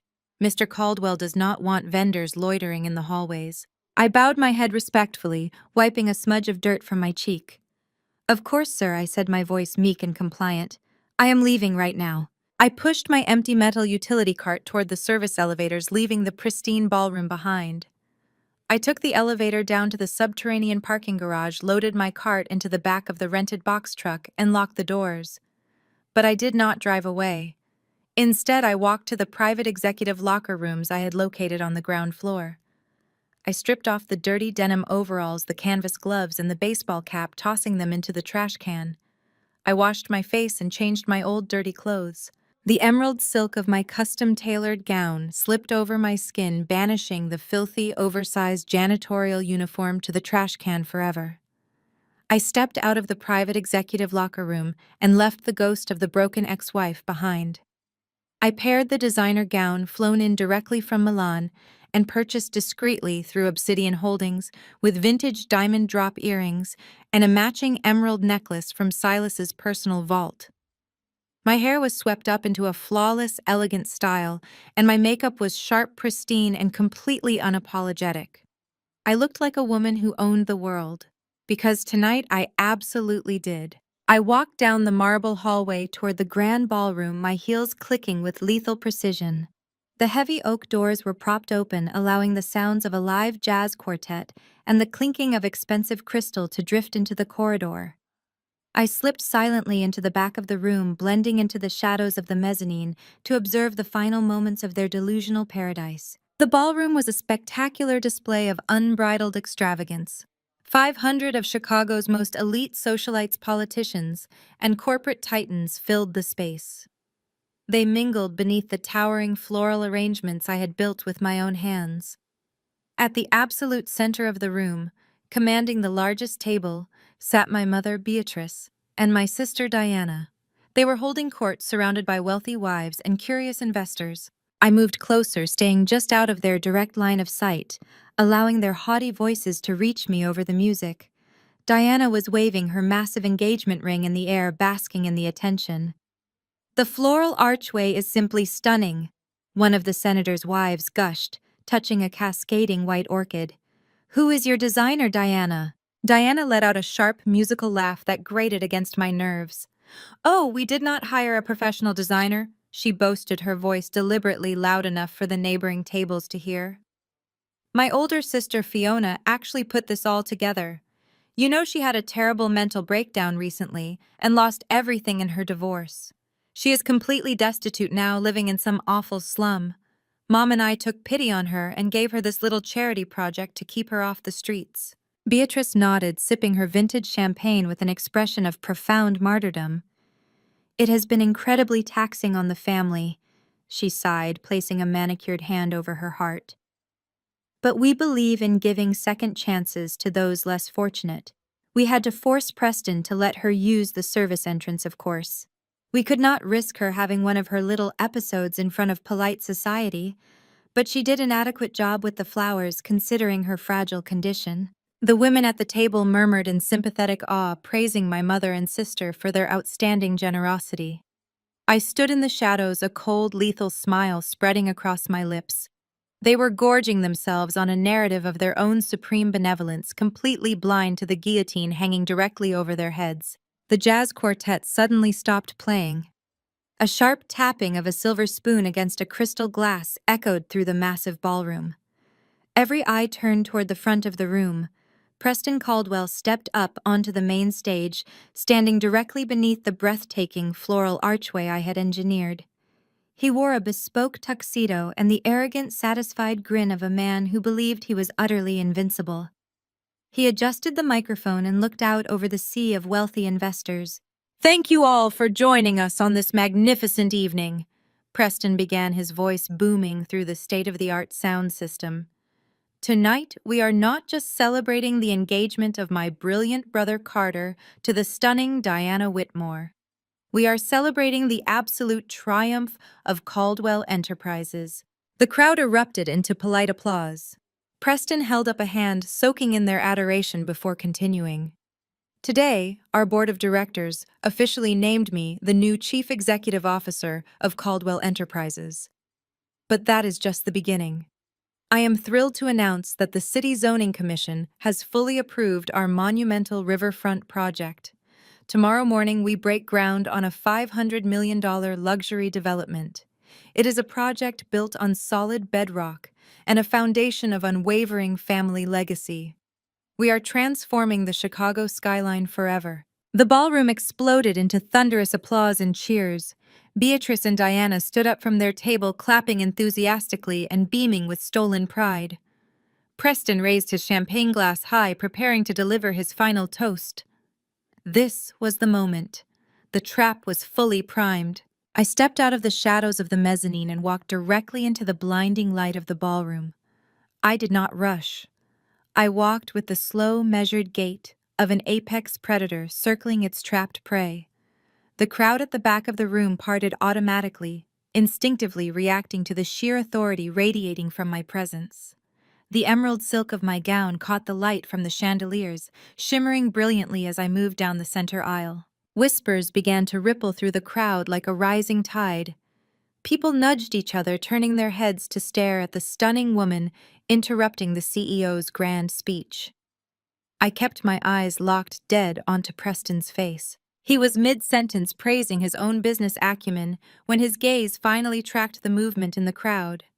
His voice faltered. His arrogant smile froze, completely stiffening into a mask of pure, unadulterated shock.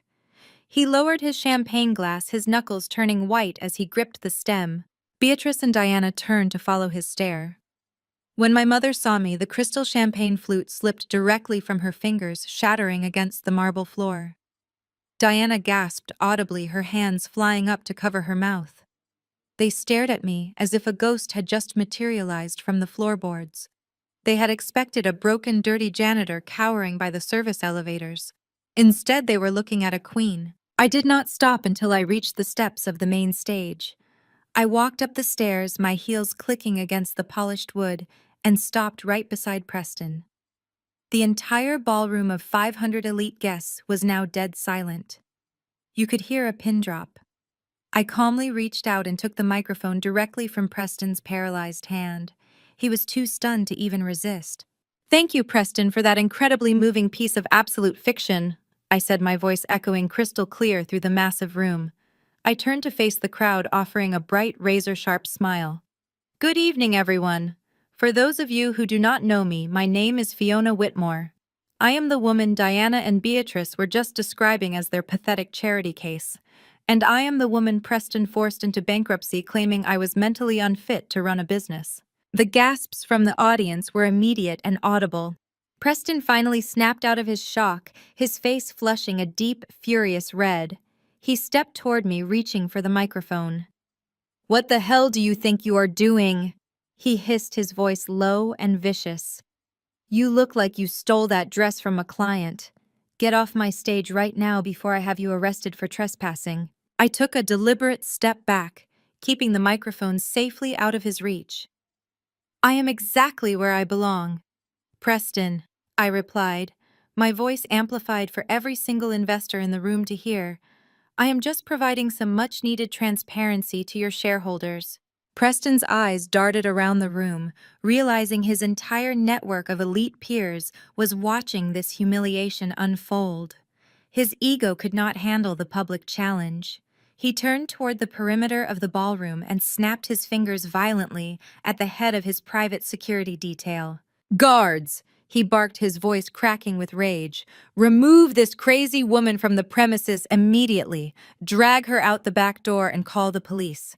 I want her charged with criminal trespassing and harassment." 6 heavily armed security guards wearing crisp black suits and earpieces stepped forward from the edges of the ballroom. Beatrice let out a loud, dramatic sigh of relief from her table. "Thank goodness," she announced to her friends. "The poor girl has completely lost her grip on reality. This is exactly why we had to take her business away." Diana nodded frantically. "She is having a psychotic break. Just ignore her, everyone. The guards will handle it." I stood perfectly still on the stage, watching the 6 large men march down the center aisle. I did not flinch. I did not drop my gaze. I simply waited. The guards reached the base of the stage and walked up the steps. But they did not grab my arms. They did not reach for my wrists. Instead, they marched past Preston and formed a protective perimeter directly around me, facing the audience with their hands clasped firmly in front of them. They created a physical wall between me and my furious ex-husband. Preston stared at them, his jaw dropping open in utter disbelief. "What is wrong with you?" he screamed, losing his polished corporate facade entirely. "I said grab her. Throw her out of my building right now. Do your damn jobs." The head of the security detail slowly turned his head to look at Preston. His expression was completely blank, entirely devoid of respect for the man screaming at him. "I am sorry, sir," the head guard said, his deep voice carrying without the need for a microphone. "We cannot do that." Preston's face turned purple with rage. "What do you mean you cannot do that? I pay your salaries. I am the CEO of this company. I am giving you a direct order to remove this trespassing lunatic." The guard shook his head slowly, stepping closer to me to reinforce the protective barrier. "Actually, sir, you do not pay our salaries anymore. Our private security contract was purchased in full last week by a private venture capital firm.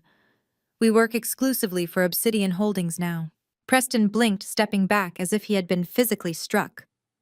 Obsidian Holdings, the firm that bought up his massive commercial debt. He looked at the guard and then slowly turned his horrified gaze back to me. The guard gestured respectfully in my direction.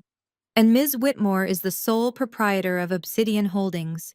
She is our boss, sir, and she gave us strict instructions that no one is to touch her tonight." The revelation dropped over the ballroom like a massive suffocating blanket. The wealthy investors, politicians, and socialites began murmuring frantically among themselves, the pieces of the puzzle rapidly coming together. Beatrice sank slowly back into her chair, her face draining of all color until she looked like a ghost. Diana gripped the edge of the table, her diamond ring digging into the tablecloth, staring at me with a look of absolute sheer terror. I raised the microphone back to my lips, a cold, triumphant smile locked onto my face. "Now that we have established exactly who is in charge of this building," I said, staring directly into Preston's panicked eyes, "let us talk about that $500 million riverfront development you were just bragging about. Because, Preston, you are not a visionary CEO. You are a federal criminal, and I brought the receipts to prove it." I reached into the hidden pocket of my silk gown and pulled out my cell phone. With a single deliberate swipe across the screen, I activated the automated bypass protocol I had installed 48 hours ago. Instantly, the ambient lighting in the grand ballroom dimmed to a cinematic low. The smooth jazz music abruptly cut off. High above us, three massive motorized projection screens descended simultaneously from the vaulted ceiling, locking into place with a heavy mechanical thud. Preston lunged toward the stage edge, screaming at the audiovisual booth visible in the glass balcony above. "Cut the power," he roared, his face twisting in panic. "Turn those screens off, right now."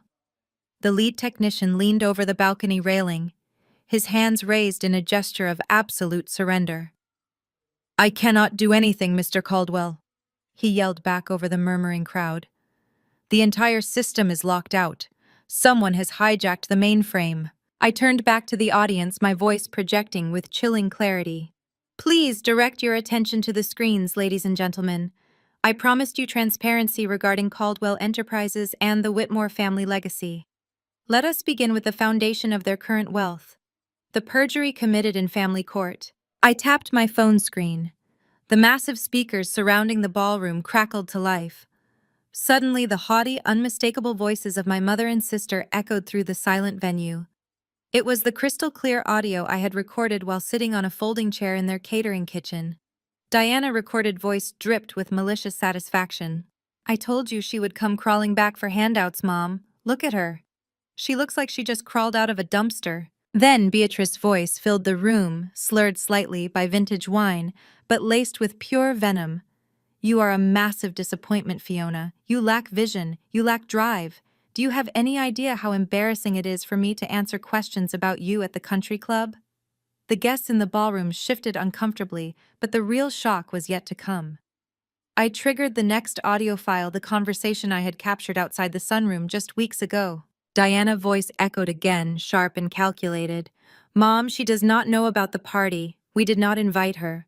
What about the trust fund?" Beatrice's recorded voice answered smoothly. "Yes, I spoke to the lawyer last week. Since she has been out of contact for so long, and there is documentation of her dropping out and cutting ties, we should be able to claim her portion was forfeited. It will take some time, but he is confident we can make it work." She made her choice when she dropped out. She chose to throw her life away. A collective gasp rippled through the audience of 500 elite guests. Mayors, senators, and corporate titans turned their heads to stare directly at the table where Beatrice and Diana sat. My mother had gone completely rigid, her face drained of all blood. Diana was shaking her hands, covering her mouth, as she realized her private plotting was now public record. I lowered the phone and looked directly at them. "That is right," I announced. "My mother and sister conspired to have me declared mentally unstable so Preston could absorb my lucrative botanical consulting firm. Then they planned to use my forced destitution to steal a trust fund established by my great-uncle. They sold my sanity to buy their social status. But the theft of my company is merely a footnote compared to the staggering fraud Caldwell Enterprises is committing." At this very second, I continued pivoting my attention back to Preston. He was breathing heavily, his fists clenched at his sides, trapped on his own stage by my wall of security guards. I tapped my screen again. The audio cut off, replaced by high-resolution images flashing across the three massive screens. On the left appeared a brittle yellowing document, an original land deed from 1979. On the right appeared Preston's sleek modern blueprints for his $500 million riverfront luxury development. Take a close look at those coordinates, I instructed the crowd, my voice ringing with the absolute authority of a botanical archivist. Preston has pitched his new riverfront project as an architectural marvel built on solid industrial bedrock. But the document on the left is the original federal ecological survey of that exact parcel of land. I zoomed in on the ancient text, highlighting the critical paragraphs in bright red. That land is not barren bedrock. It is a highly sensitive, incredibly rare glacial peat bog, sustaining several species of endangered flora native only to the Lake Michigan basin. Because of its irreplaceable ecological value, the federal government officially designated it as a protected botanical reserve in 1979. It was placed under the exclusive, untouchable stewardship of the Whitmore Family Trust. Whispers broke out among the investors in the room. Several men in expensive suits pulled out their phones, rapidly typing messages to their legal teams. Preston took a desperate step forward. "Do not listen to her," he shouted, his voice cracking. The land was legally rezoned decades ago. The environmental protections were lifted. I smiled, a sharp, lethal expression that stopped him dead in his tracks. I tapped my phone, bringing up the forged land transfer deed from 1982. "The protection was lifted because your father and my mother fabricated a fraudulent ecological collapse." I corrected, my voice slicing through his lies.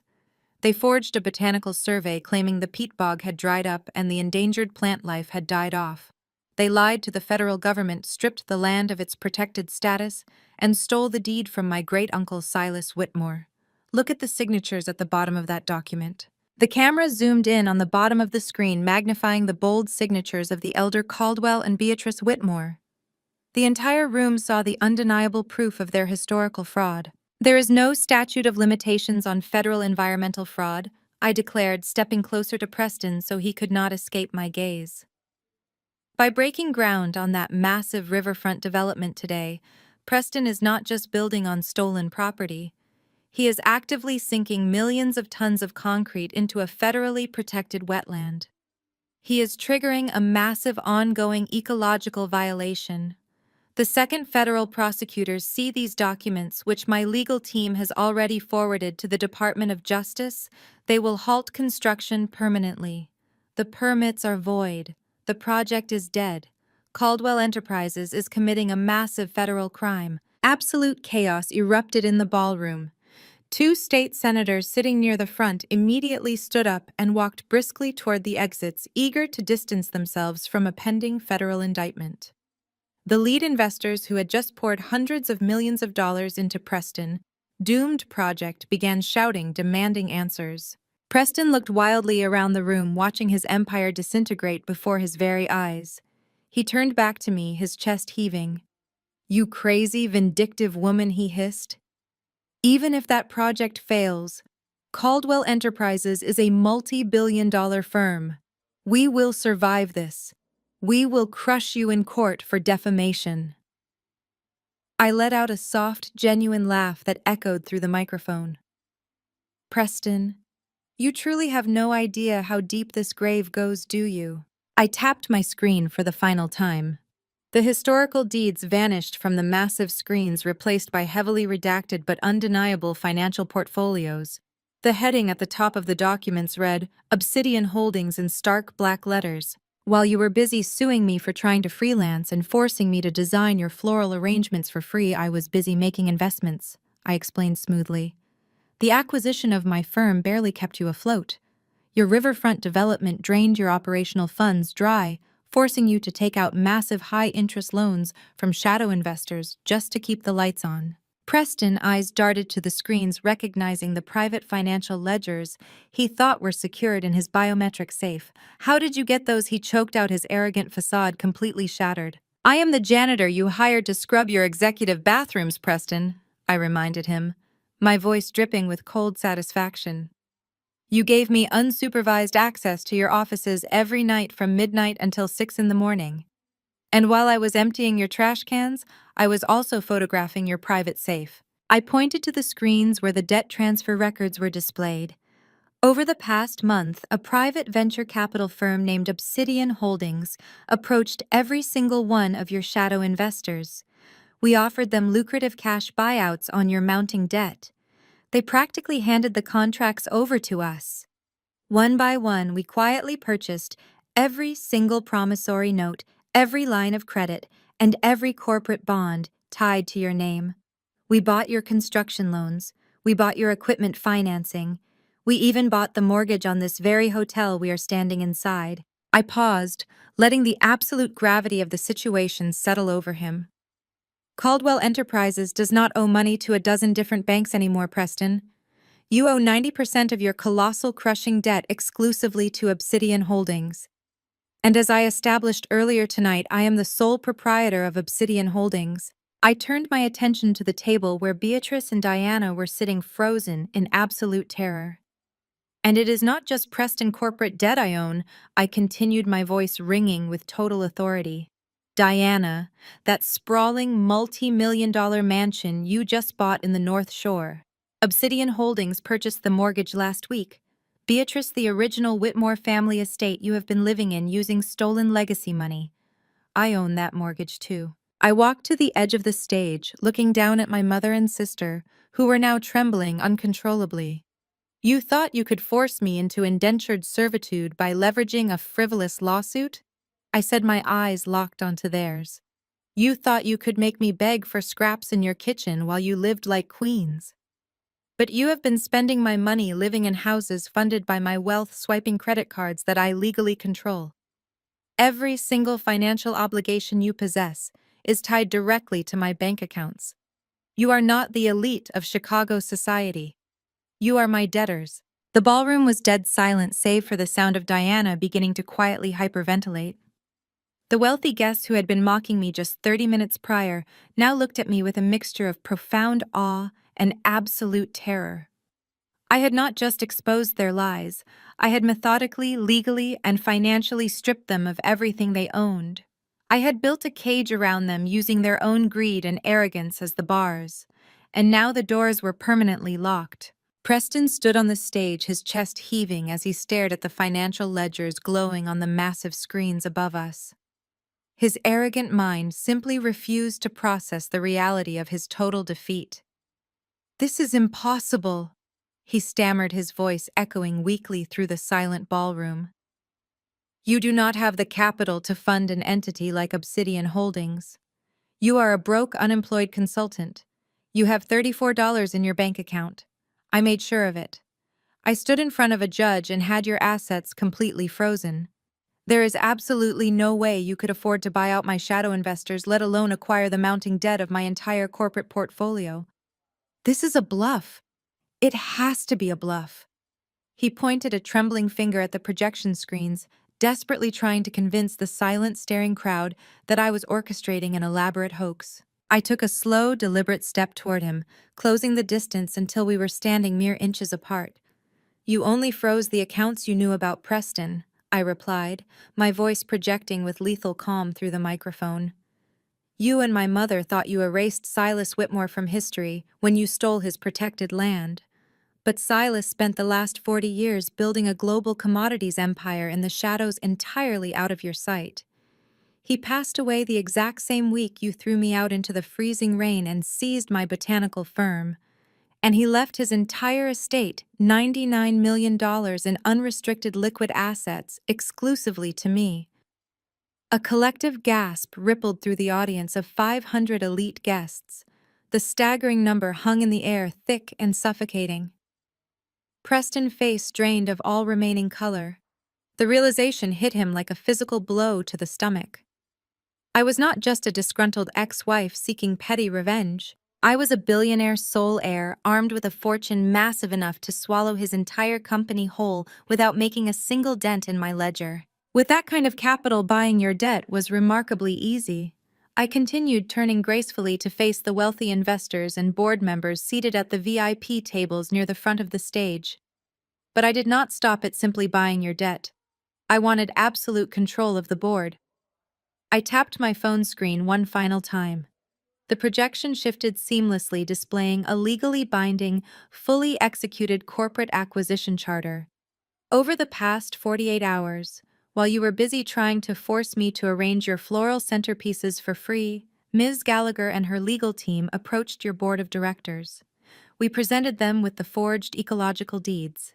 We showed them the impending federal indictment regarding the illegal riverfront development. And then we offered them a very simple choice. Go down with your sinking ship, or sell their controlling voting shares to Obsidian Holdings at a premium. I gestured smoothly toward the front row. As you can see, corporate loyalty only extends as far as the bottom line. The board of directors unanimously voted to sell. Obsidian Holdings officially acquired the controlling majority of Caldwell Enterprises shares at exactly 5 in the evening today. Several of the older board members in the front row refused to meet Preston, frantic searching eyes staring down at their expensive crystal glasses instead. The lead investors, the men and women who had just been clapping rapturously for his promotion, were now looking at me with profound, calculating respect. They understood the language of absolute power, and they recognized immediately that Preston was a dead man walking. He had nothing left to offer them but federal subpoenas, public scandals, and massive financial losses. I had become the undisputed queen of the board, and they were already realigning their allegiances to match the new reality. Preston stumbled backward, his shoulder bumping hard against the wooden podium. He looked like a man who had just watched the ground completely drop out from beneath his feet. "You cannot do this," he whispered, his voice stripped of every single ounce of its former arrogance.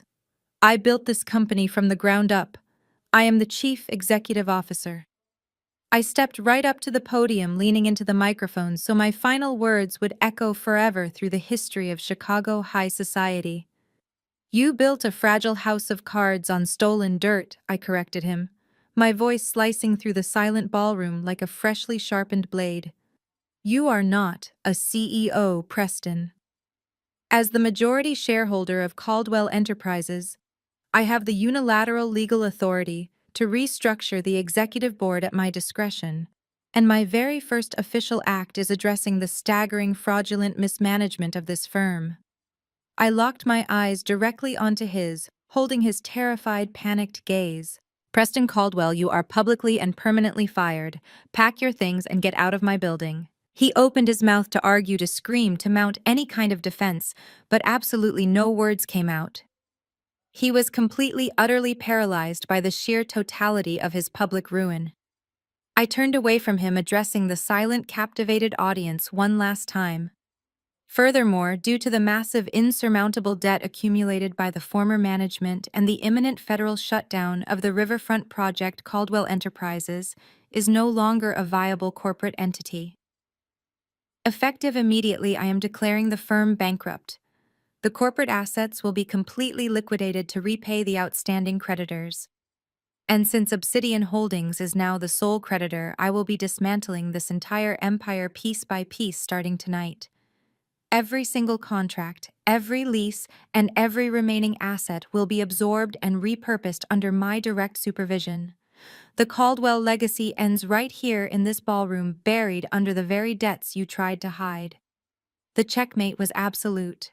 I had not just defeated him, I had completely erased him from the corporate world. He was left standing on the stage as a broken, bankrupt fraud while I stood victorious, holding the keys to the entire kingdom. Pandemonium swallowed the ballroom. As I declared Caldwell Enterprises bankrupt, the investors surged toward the exits, desperate to salvage capital from Preston's smoldering empire. The jazz quartet fled, leaving only panicked shouts and the glare of projection screens illuminating the absolute destruction of the Caldwell legacy. I stepped down the heavy emerald silk brushing against polished marble. My security flanked me as I walked down the center aisle. I was not rushing. I had nowhere else to be. "Fiona, wait." The screech echoed. I signaled the guards to halt as Beatrice and Diana shoved through the crowd. They looked unrecognizable. Their haughty facades were entirely shattered. Diana wept uncontrollably, mascara ruining her makeup. Beatrice trembled, reaching toward me in a pathetic display of maternal affection she never genuinely felt. "Fiona, please!" Beatrice gasped, grabbing a guard arm when he blocked her. You must listen. We had no idea about the forged deeds or crimes. Preston manipulated us. He forced us to testify against you. We never wanted to hurt you. We have always loved you. You are my flesh and blood. Diana nodded frantically, twisting her diamond ring. Yes, Fiona. It was Preston. He poisoned us. He made us treat you terribly. But we are family. You cannot leave us with nothing. Carter does not have a job now. What are we supposed to do? Please forgive us. We can be a real family. I looked at the women stripped of their stolen power. I felt nothing for them. No anger, no sadness, no pity. They were just strangers who ran out of other people. Money. You made your choices, I said, cutting through their sobbing. You sold Uncle Silas for cash. You sold my sanity for a retirement fund. You traded my business for vintage champagne. Preston did not force you to make me eat in the catering kitchen. Preston did not force you to leverage my survival against floral centerpieces. You did that because you are cruel, greedy women who value people based on bank accounts. Well, my bank account is the only one that matters, and I value you at zero. I reached into my clutch and withdrew two thick legal envelopes. I dropped them onto the table where they mocked me an hour ago. The white paper landed next to the shattered champagne flute. Those are your official foreclosure and eviction notices, I announced, watching their eyes widen in horror. Obsidian Holdings owns the mortgages on the Whitmore estate and the North Shore mansion. Both properties are in severe default. You have exactly 48 hours to vacate before law enforcement forcibly removes you. But where will we go? Beatrice wailed, collapsing into her chair as the reality of total ruin sank in. We have no money, no credit. We will be homeless. I suggest you find a cheap studio apartment, I replied, turning my back on them. I hear there is one available with a leaking ceiling and a view of a brick wall. I walked out of the ballroom, my heels clicking a triumphant rhythm against the marble floor.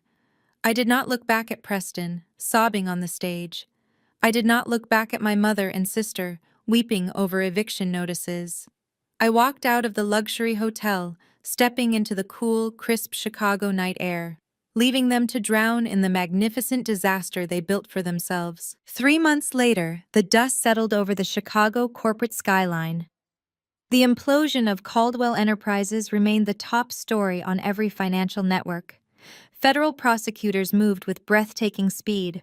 Once my legal team handed over the forged surveys and stolen historical land deeds, Preston was formally indicted on 24 counts of federal fraud, corporate embezzlement, and financial racketeering. The government halted all construction on the riverfront, luxury development. The site was cordoned off as a federal crime scene, ensuring the rare glacial peat bog and its endangered botanical life would be protected. With his corporate assets frozen and his personal wealth entirely liquidated by Obsidian Holdings, Preston could not afford a decent defense attorney. He sat in a federal holding facility awaiting a trial, carrying a mandatory minimum sentence of 30 years. Carter Caldwell, facing conspiracy charges, quickly turned state evidence against his older brother to secure a plea deal. The fallout for my mother and sister was equally devastating and self-inflicted. Exactly 48 hours after the engagement, Gala Private Security Contractors, acting on behalf of Obsidian Holdings, arrived at the Whitmore Estate and North Shore Mansion. Beatrice and Diana were formally evicted. They were escorted off the properties, clutching only the few personal items they could fit into small suitcases. The luxury vehicles they had driven were repossessed by the banks.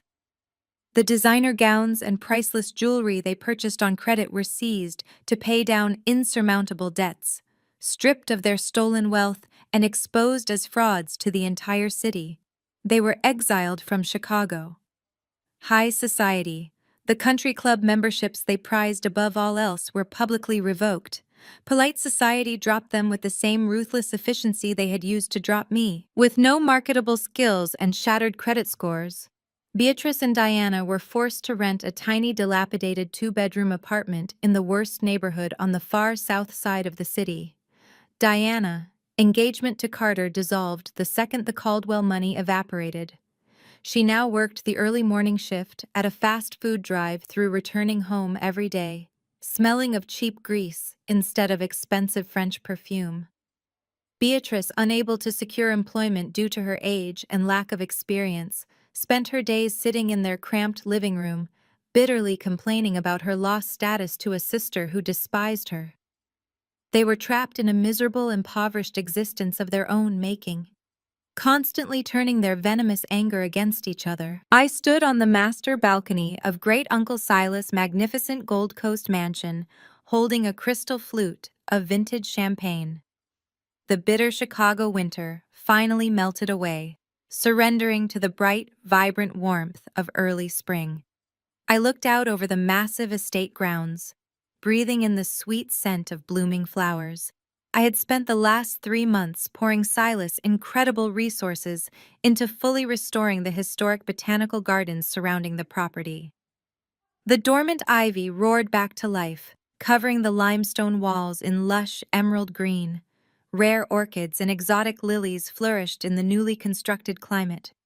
Controlled glass conservatory I built behind the main house.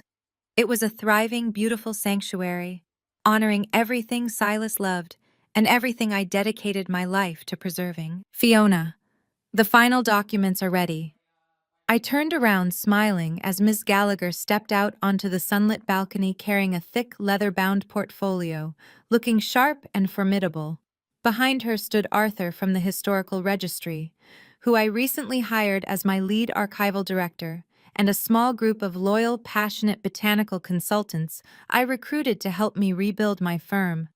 They were my true chosen family, a circle built on mutual respect and genuine care, rather than shallow greed and toxic obligation. I set my champagne glass down on the stone balustrade, walking over to the patio table where Ms. Gallagher laid out the paperwork.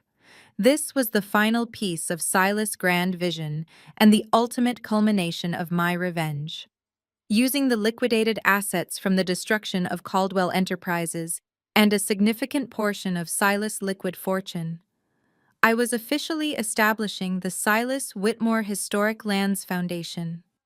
It was a massively funded nonprofit organization dedicated to acquiring, protecting, and restoring historically significant ecological sites across the Midwest. The foundation would ensure that corrupt corporate developers like Preston Caldwell could never again destroy protected natural reserves for cheap profit. We were turning the very dirt my mother despised into an impenetrable multi-million-dollar shield for the environment. I picked up the gold-plated pen Miss Gallagher offered me. I did not hesitate. I signed my name flawlessly across the bottom of the charter, permanently locking the funds into the trust. The legacy was completely secure. Ms. Gallagher closed the leather portfolio with a satisfying snap. "It is officially done," she announced, a rare, genuine smile lighting up her stern features. "Silas would be incredibly proud of you, Fiona. You executed his vision perfectly. You destroyed the monsters and you saved the garden." I picked up my champagne flute, raising it toward the clear blue spring sky. My friends raised their glasses, the crystal clinking joyously in the warm morning air.